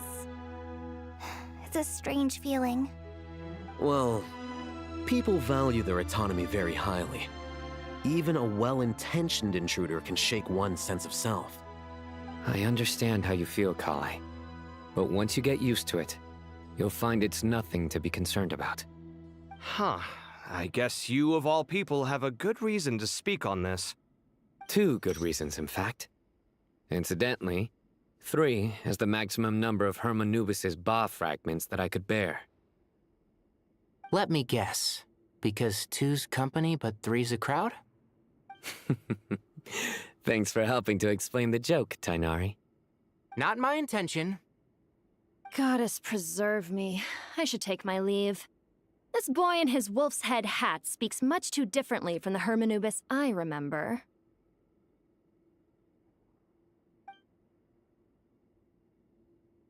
Kale, all I'm trying to say is, no matter how many Hermanubis fragments there are within me, you wouldn't think of me as Hermanubis.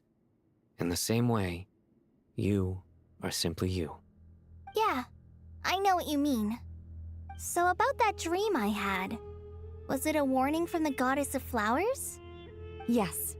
Just like me, she was an angel created by the primordial humans, born with the instinct to guide living beings. Though her body and soul have perished, her essence retains its natural instincts. Even her smallest remaining fragments would do their utmost to send you that warning. The Mother of Dreams? Lord of Flowers and Oases? She must have had a premonition. That is why she gave that dream to you. We won't let our efforts go to waste. But I still don't understand. Why me? Yes. Why indeed? You weren't the only one injected with god remains, but only in you have her fragments persisted. I suspect it may be because of the firm will you showed in the face of suffering. She was likely assimilated by that will. Of course, this doesn't mean you have to shoulder any extra responsibility. As this young man said, you are who you are, and that will not change. All right, any further questions from the family members of the patient? If not, we should head to the mausoleum of King Deshret. Let's move out. Time to put our plan into action. We all hope it'll work. But will we really be able to open Aru? And even if all 7 pillars of King Deshret agree to let us proceed, the scale of the work to follow is daunting, to say the least. Haven't you handled other big projects before? I mean, the biggest project I've worked on to date is probably the Palace of Alcazarzaray, I guess? But this is orders of magnitude beyond that. It's a total nightmare. Look on the bright side. At least this time you're actually here when Sumeru needs you most. You won't have to come asking me for details after the fact. Mock me all you want. But now that I'm here, things will be resolved far more quickly and smoothly than last time. Kave's self-doubt disappeared in an instant. Like magic. Well, this confidence is most gladdening. Now, go and pack your things. We'll head to the mausoleum as soon as you're ready.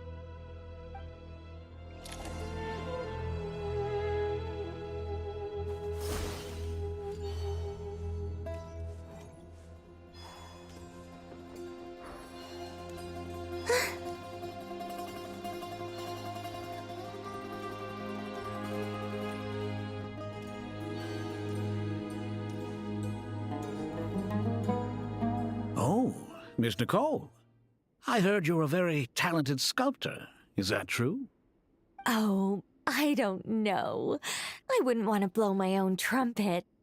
Honestly, even though Kasharawar is best known for its focus on mechanics, plenty of Kasharawar scholars are quite serious about sculpting as a hobby. So if they rate your work, that's enough for us. We just have to take a look. Who's we? Myself and a few other scholars. Kashif, Daneshvar, come take a look. Oh, well, if you insist, I suppose there's no harm in showing you.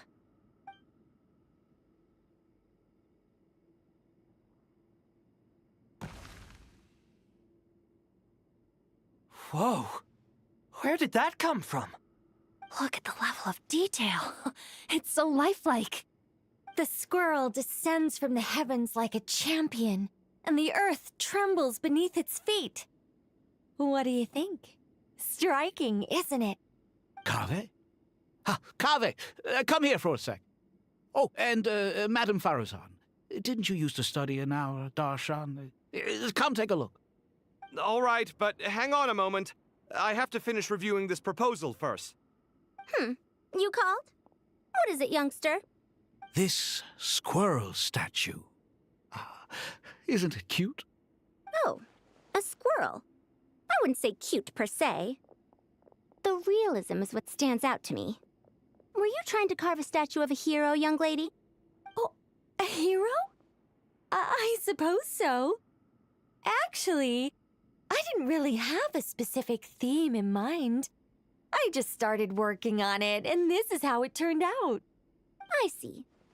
Well, do you tend to read novels about heroes in your spare time?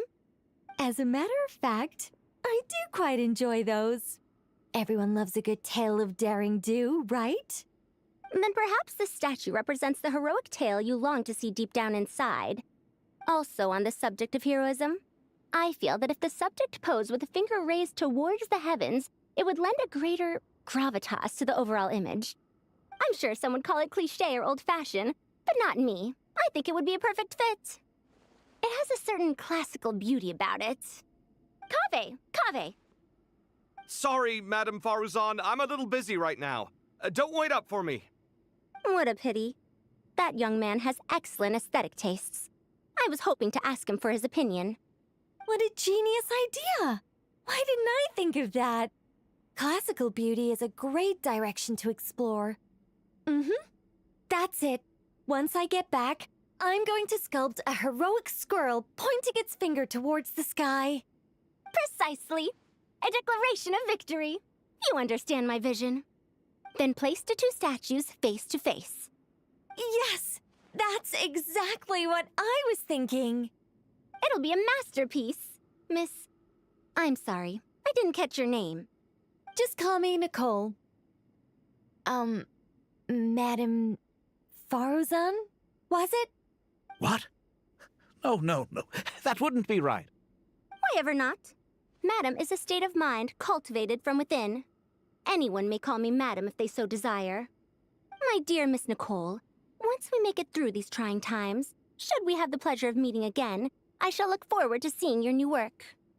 In this day of age, it's rare to find people with an appreciation for classical aesthetics. Meeting you was truly a pleasant surprise. Honestly, I feel the same way. It's been a long time since I met anyone interested in this style of statue. Clearly, they don't call you Madam for nothing. Also, I have to say, you're a very good judge of character.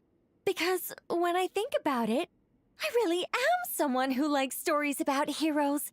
That must be why I've quietly kept watch over generation after generation of them. Sorry, keeping watch over heroes? What exactly do you do for a living? Oh, never mind that. Let's not tell Madame Faruzan about Miss Nicole's true identity for now. Good idea. Let's limit the conversation to aesthetics.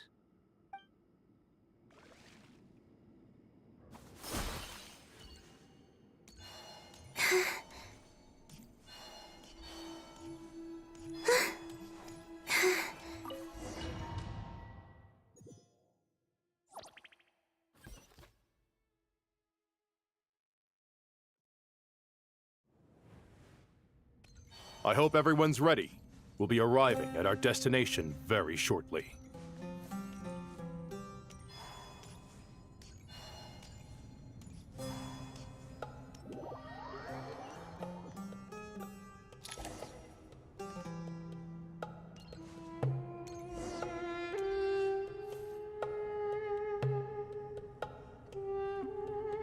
Why, we've not seen so many visitors ever, really. What is this place now, a tourist attraction? Ah, closer inspection reveals many familiar faces. To what do we dusty old fellows owe the honor? Surely you're not just here to chat. You surmise correctly. We are here to carry out a rather enormous project. Ho, enormous, you say? How large, then? Larger than the gaping void in our lives? Why, you've even put a smile on Goatee and Crocco's faces. All this activity is making for quite the special day.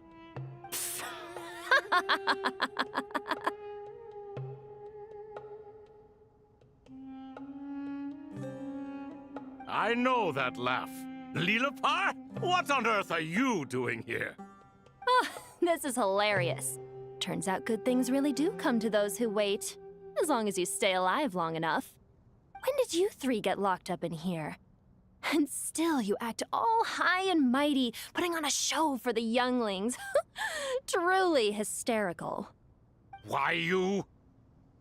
Yes, I know. No need to shout. You're right, Lilipar.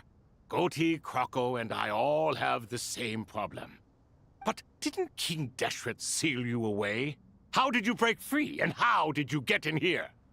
Who knows? Perhaps you can ask my master one day, should you ever get the chance. Behold, the executioners of old. Some have turned into fragments residing in human bodies, and others are imprisoned eternally, leaving not a single shard behind. It's almost tragic, watching lowly prisoners like you act all self-important. Curiosity gnaws at you, doesn't it? Your interest in the outside world threatens to burst you at the seams. Turf. I'm starting to take a liking to this magic bottle lady. Time is of the essence. Let's get down to business. We come to you, O three ancient lords, to request your assistance on behalf of the Academia. If we can help you regain your freedom, then please consider lending us your aid. As for precisely what we need your help with, it's a long story. So, to demonstrate our sincerity, we are prepared to first resolve the problems that plague the three of you. All right, stop arguing, Crocco. And Goatee, don't you start. What's the harm in letting her speak?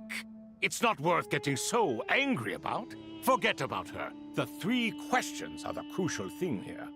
But do you really have a way to answer them? You once answered the final question, Nefer, but the seal did not open. Unless, with the passage of time, you have found a new answer? You could say so.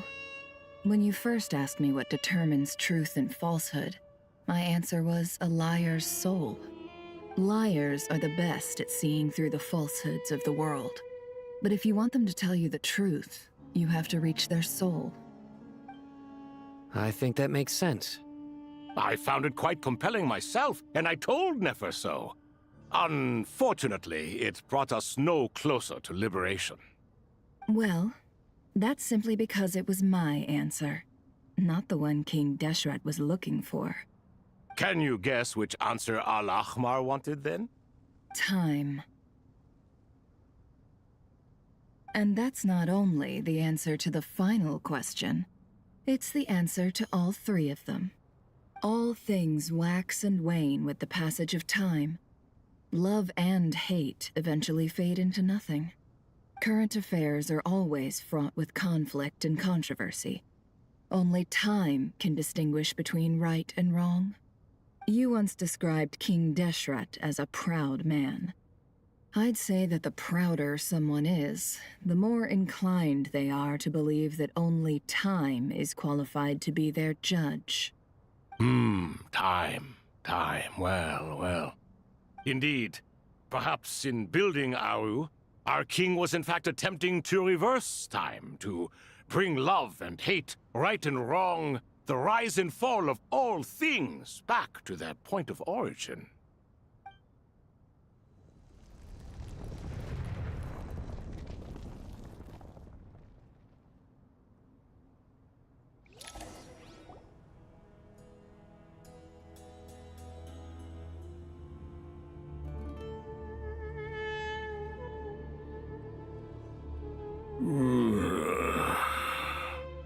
This is the most eventful day I have experienced in a long time. You have my sincere gratitude. Are those 3 of the 7 pillars? Turns out the statues were quite faithful to the source. You 3 seem to be in good spirits. Prison can help a person grow and learn to cherish what they have.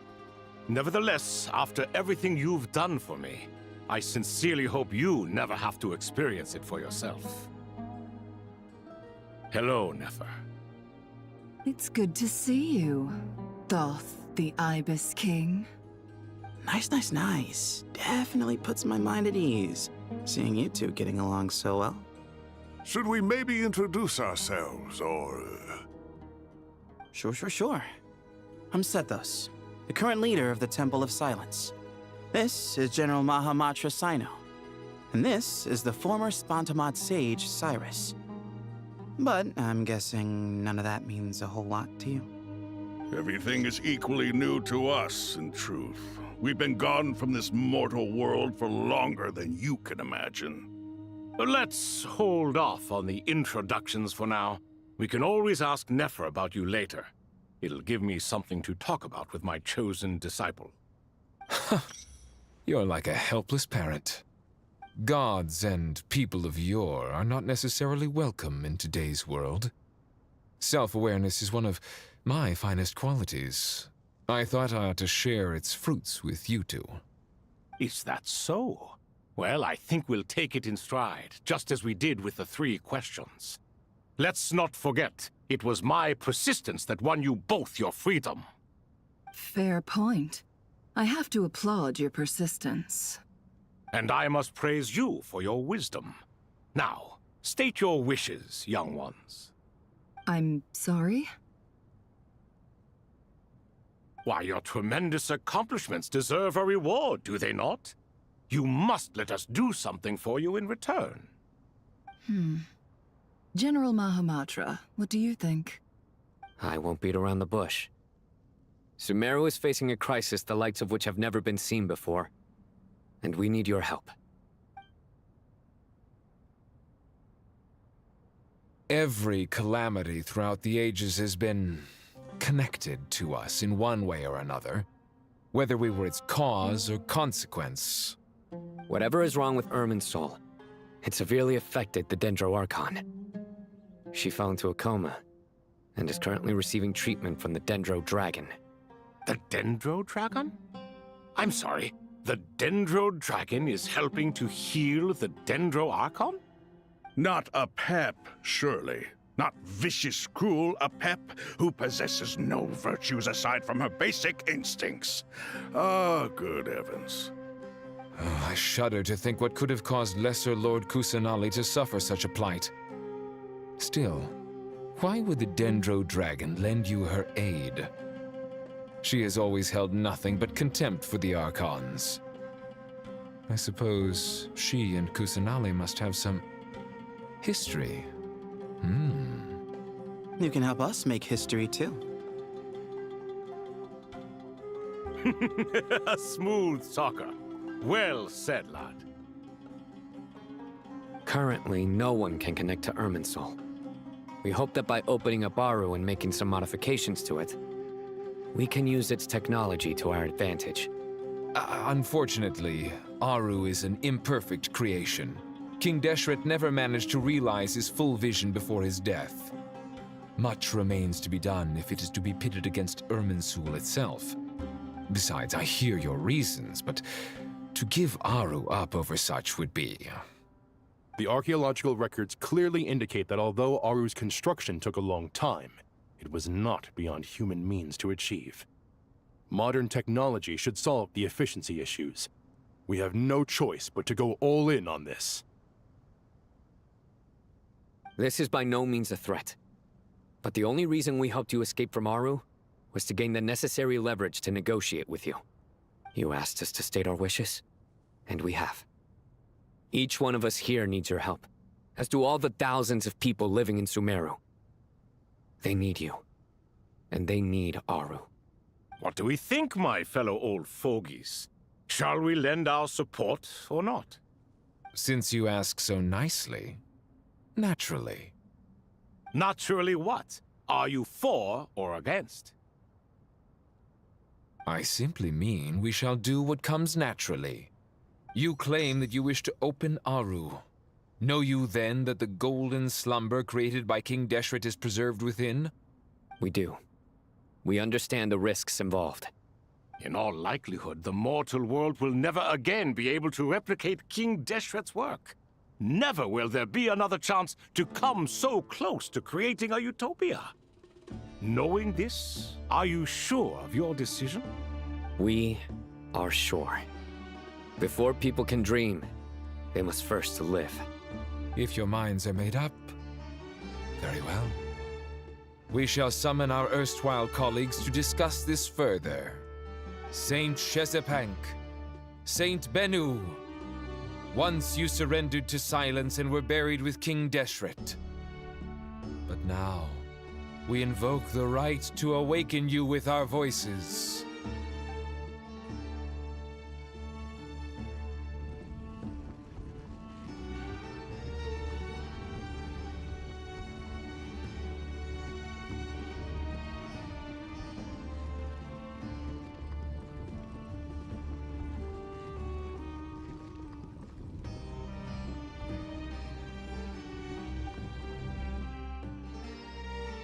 Saint Bennu, responding to your call. 3 kings detected. Initiating autonomous will. Saint Shezepank, responding to your call. 3 kings detected. Initiating autonomous will. Ah, Lord Herreshoff. What a long time it has been. I trust you are keeping well. Then your trust in my well-being has long outlived your physical body. You have always opened with that same phrase, in life, death, and now even beyond. Al-Akmar is long gone. What is the reason for this meeting? You're awake? Good. We are voting on whether to give the people of present-day Sumeru access to Aru and permit them to perform technological renovations. You have the right to support or oppose the motion. Aru is the pride of Al-Ahmar. Opening Aru requires the unanimous consent of the 7 pillars. I hope you have a convincing reason to present to us. Sumeru is currently in the midst of a major calamity. Let us not forget that while Al-Ahmar was a stern ruler, he was also a teacher of wisdom. A god without his people shall cease to exist, and King Deshret's greatest wish was to provide protection for his people. Let us then honor our God King's wishes as we consider our decision. I do not mean to mock these proceedings, but what is the point of a unanimous vote when we know that the last of the 7 pillars, the Dendro Dragon Apep, will never communicate with us? This will no doubt surprise your mechanical mind, and I have no intention of trying to persuade you it is true. But Apep is, in fact, healing the Dendro Archon as we speak. Huh?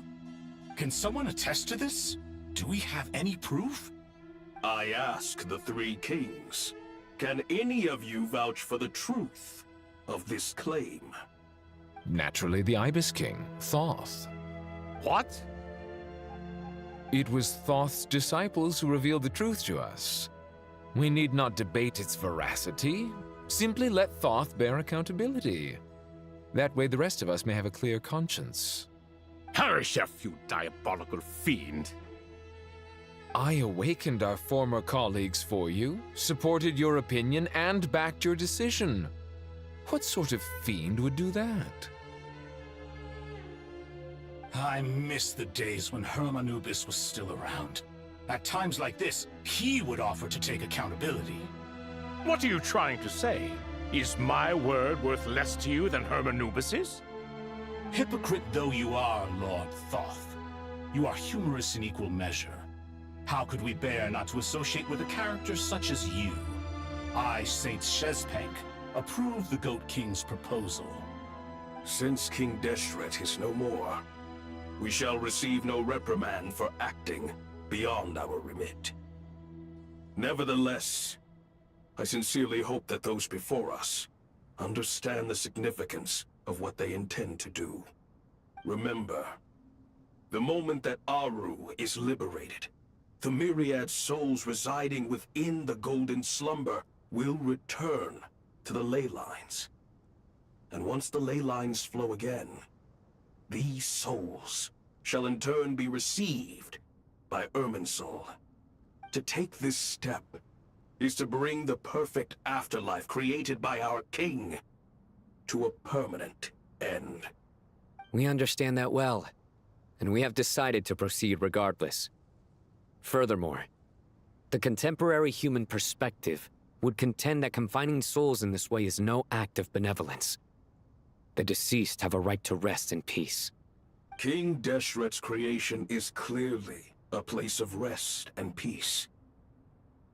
It is just that many do not see it this way. But no matter. Saint Binu approves. Hermanubis' representative and the Dendro Dragon Apep made their choice ahead of time, while the Goat King, Ibis King, and Crocodile King have also granted permission to liberate Aru.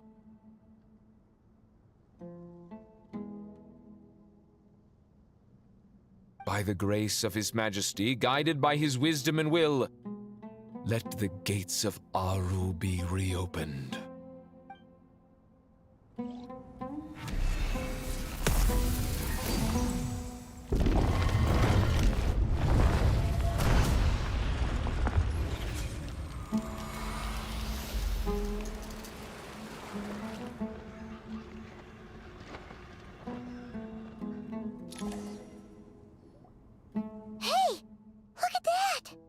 What's this? Are we under attack?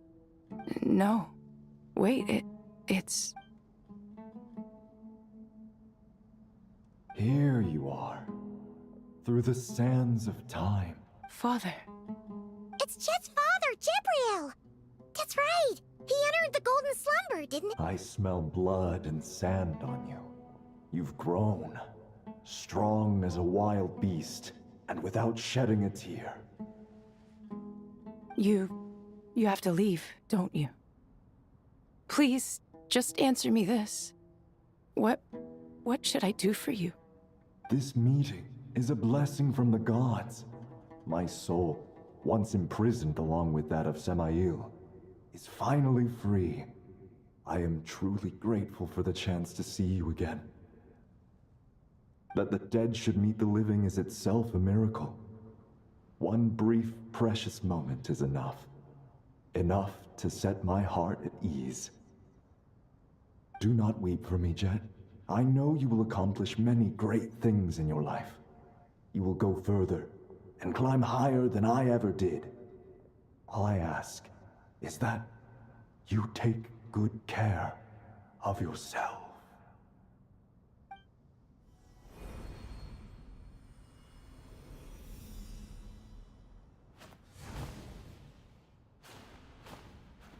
Father! Father! Father. Hey, Jet. Do you want something to eat? Maybe it'll help you feel better. I'm fine. Thanks, Paimon. It was just a little sudden. The chance to see my father again meant the world to me.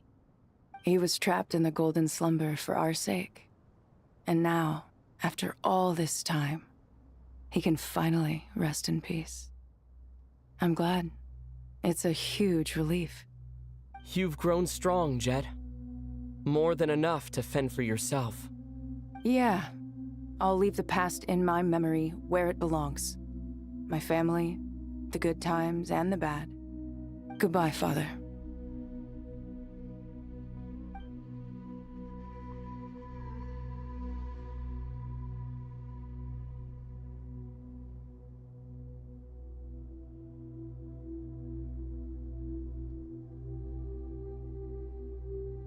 Ah, me, what a touching reunion that was. It seems we did a good deed today. We three retainers, once imprisoned for our iniquity, are surely the least qualified to judge whether this deed is good or bad. Either way, Aru is open. Now you have your opportunity, and with it, whatever trouble may ensue. Although Aru was created by a god, human craftsmanship was nevertheless required to build the gate that connects it to this world.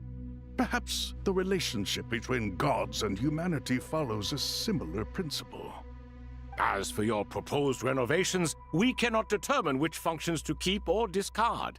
Proceed as you see fit, but please entrust the task to your most accomplished scholars, or Bennu will be most displeased. It matters not. The Ibis King shall be accountable if any problems arise. Ibis, you chose to take on disciples, and so it follows that you must accept the risks of associating with humans. If I'd known you'd be like this, I would have locked all of you away in Aru, never to leave again for all eternity. All of us? What does this have to do with me? Vilify me no further. Scholars, since you have liberated Aru, allow me to present you with a gift. Using Aru's power, we shall install a defense mechanism at our king's mausoleum. You must be guarded even against Irminsul itself. This shall afford you some convenience. Unseen and unheard. From this moment forth, none may by sight or hearing perceive anything said or done within the mausoleum. Amazing. And all this is achieved just with the power of Aru? With technology from the heavens, the possibilities are endless.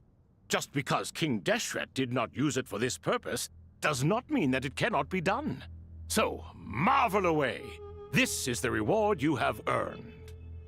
All right. Well, that resolves the issue of confidentiality. What about the technical side? Do we have the manpower? Why, yes. I've already contacted them. They'll be here soon.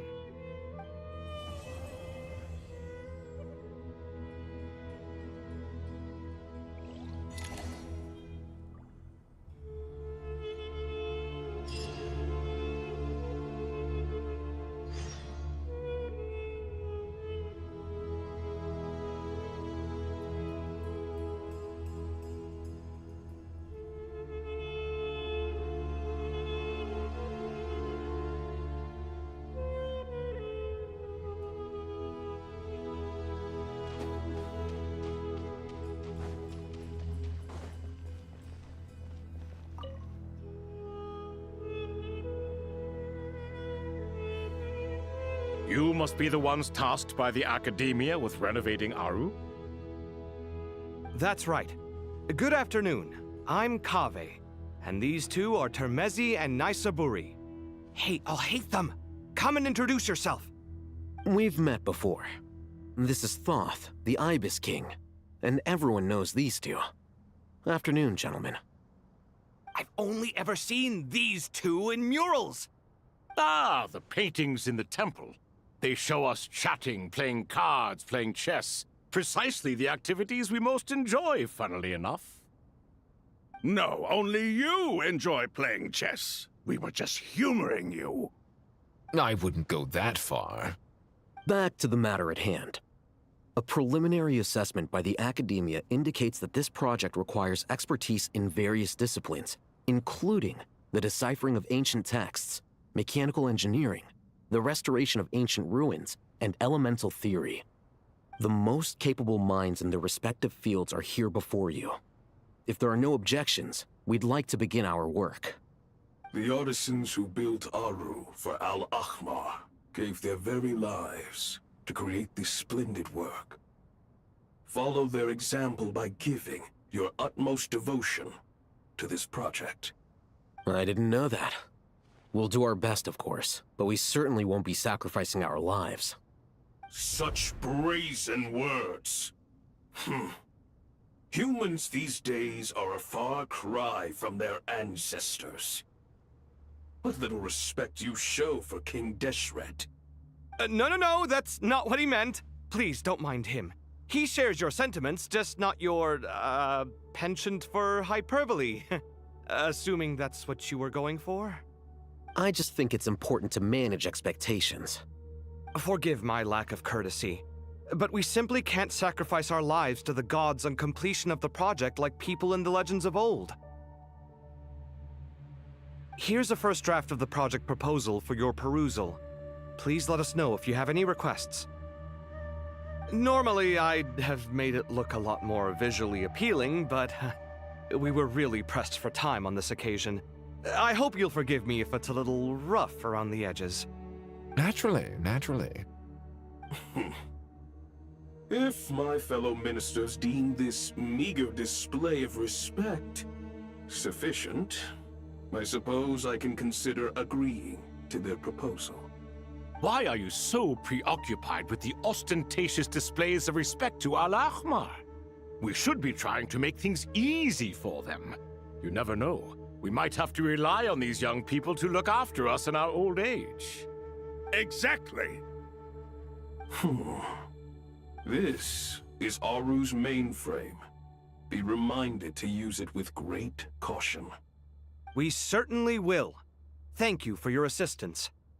You may attempt to lay out punishments should you so desire, though I'm afraid it would be futile. You and I both know that certain components of Aru can only be operated by humans.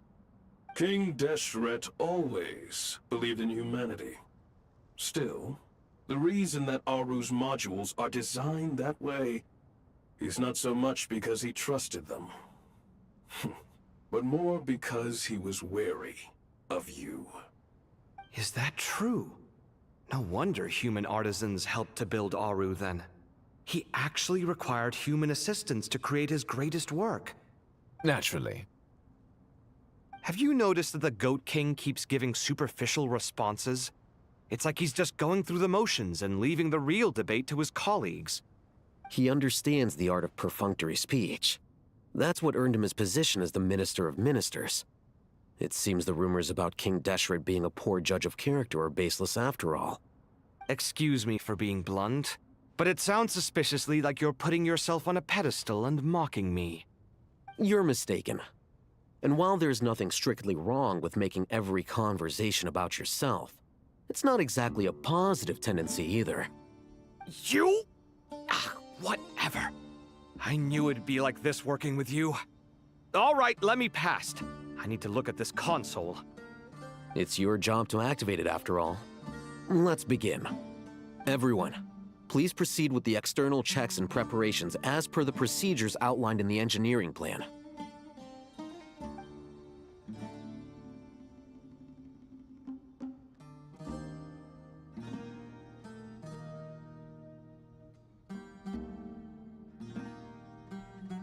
Hello there, youngsters.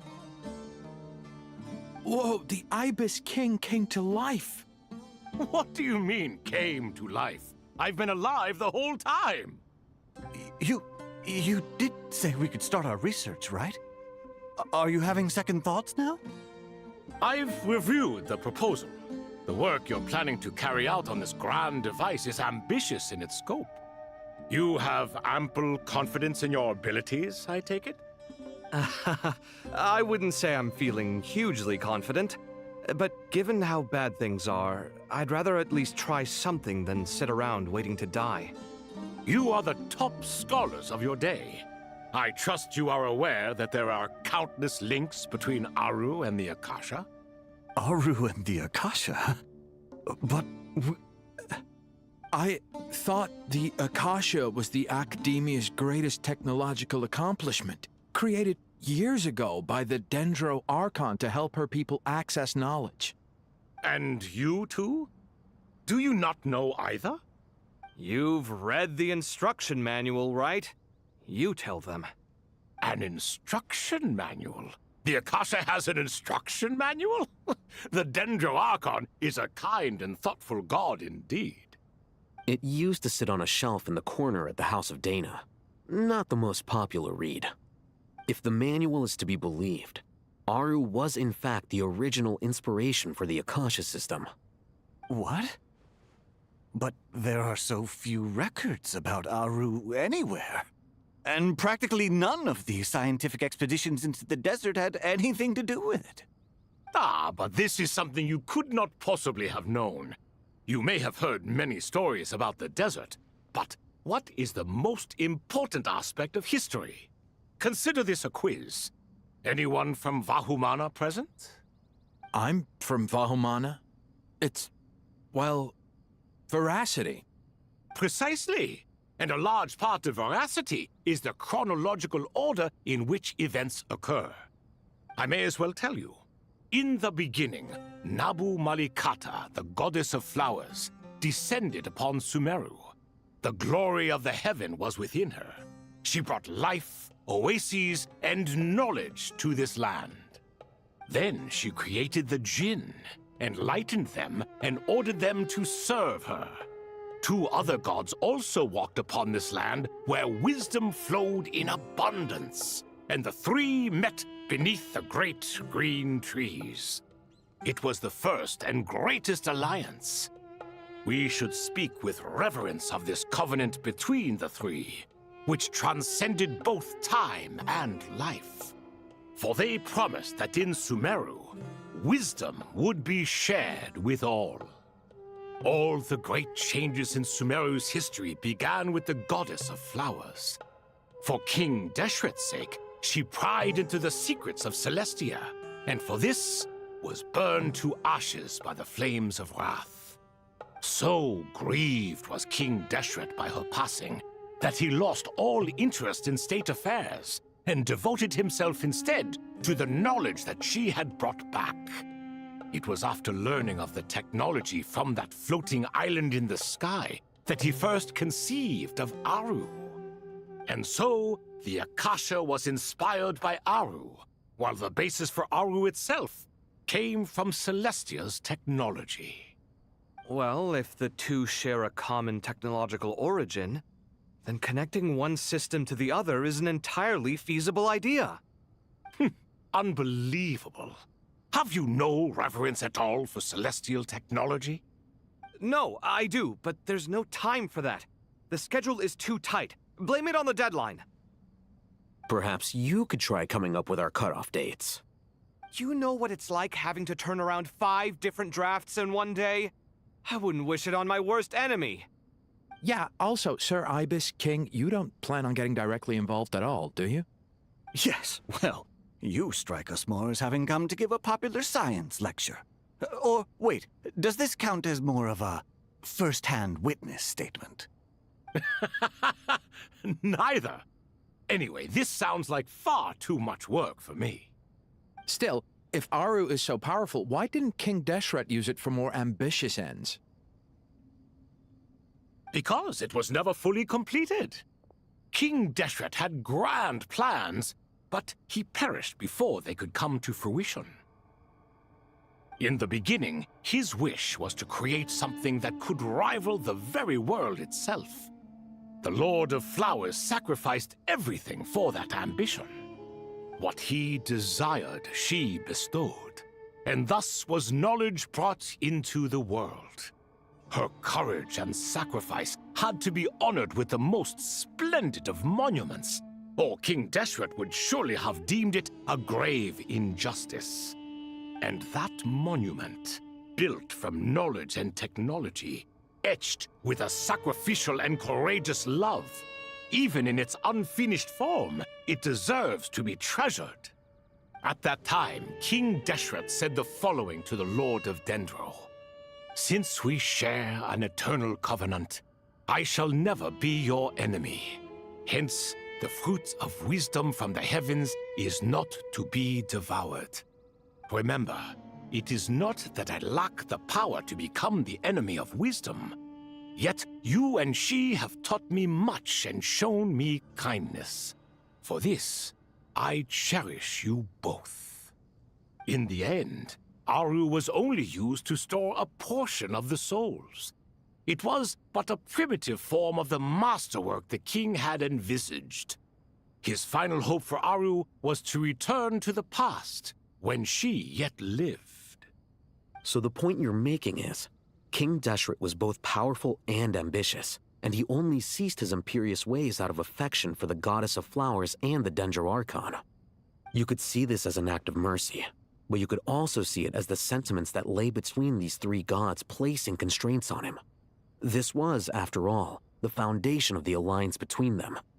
This explains why Aru was both a prison and a monument, and why the answer to the three questions was time. You have to be careful who you get involved with, or you invite all manner of misfortune. This is as true for gods as it is for humans. Love is the same. It is both a prison and a monument. All right, let us pause the story here for now. Seeing as you've been so diligent, I'll offer a little help. Who's in charge again? Is it you two? Ah, yes, me and him. Now then, close your eyes. Wisdom hides in the space between the tangible and the intangible. It is to convey the incommunicable through the simplest of mediums. By the power of King Deshret, I shall grant you a glimpse into the unseen secrets that lie at the threshold of existence.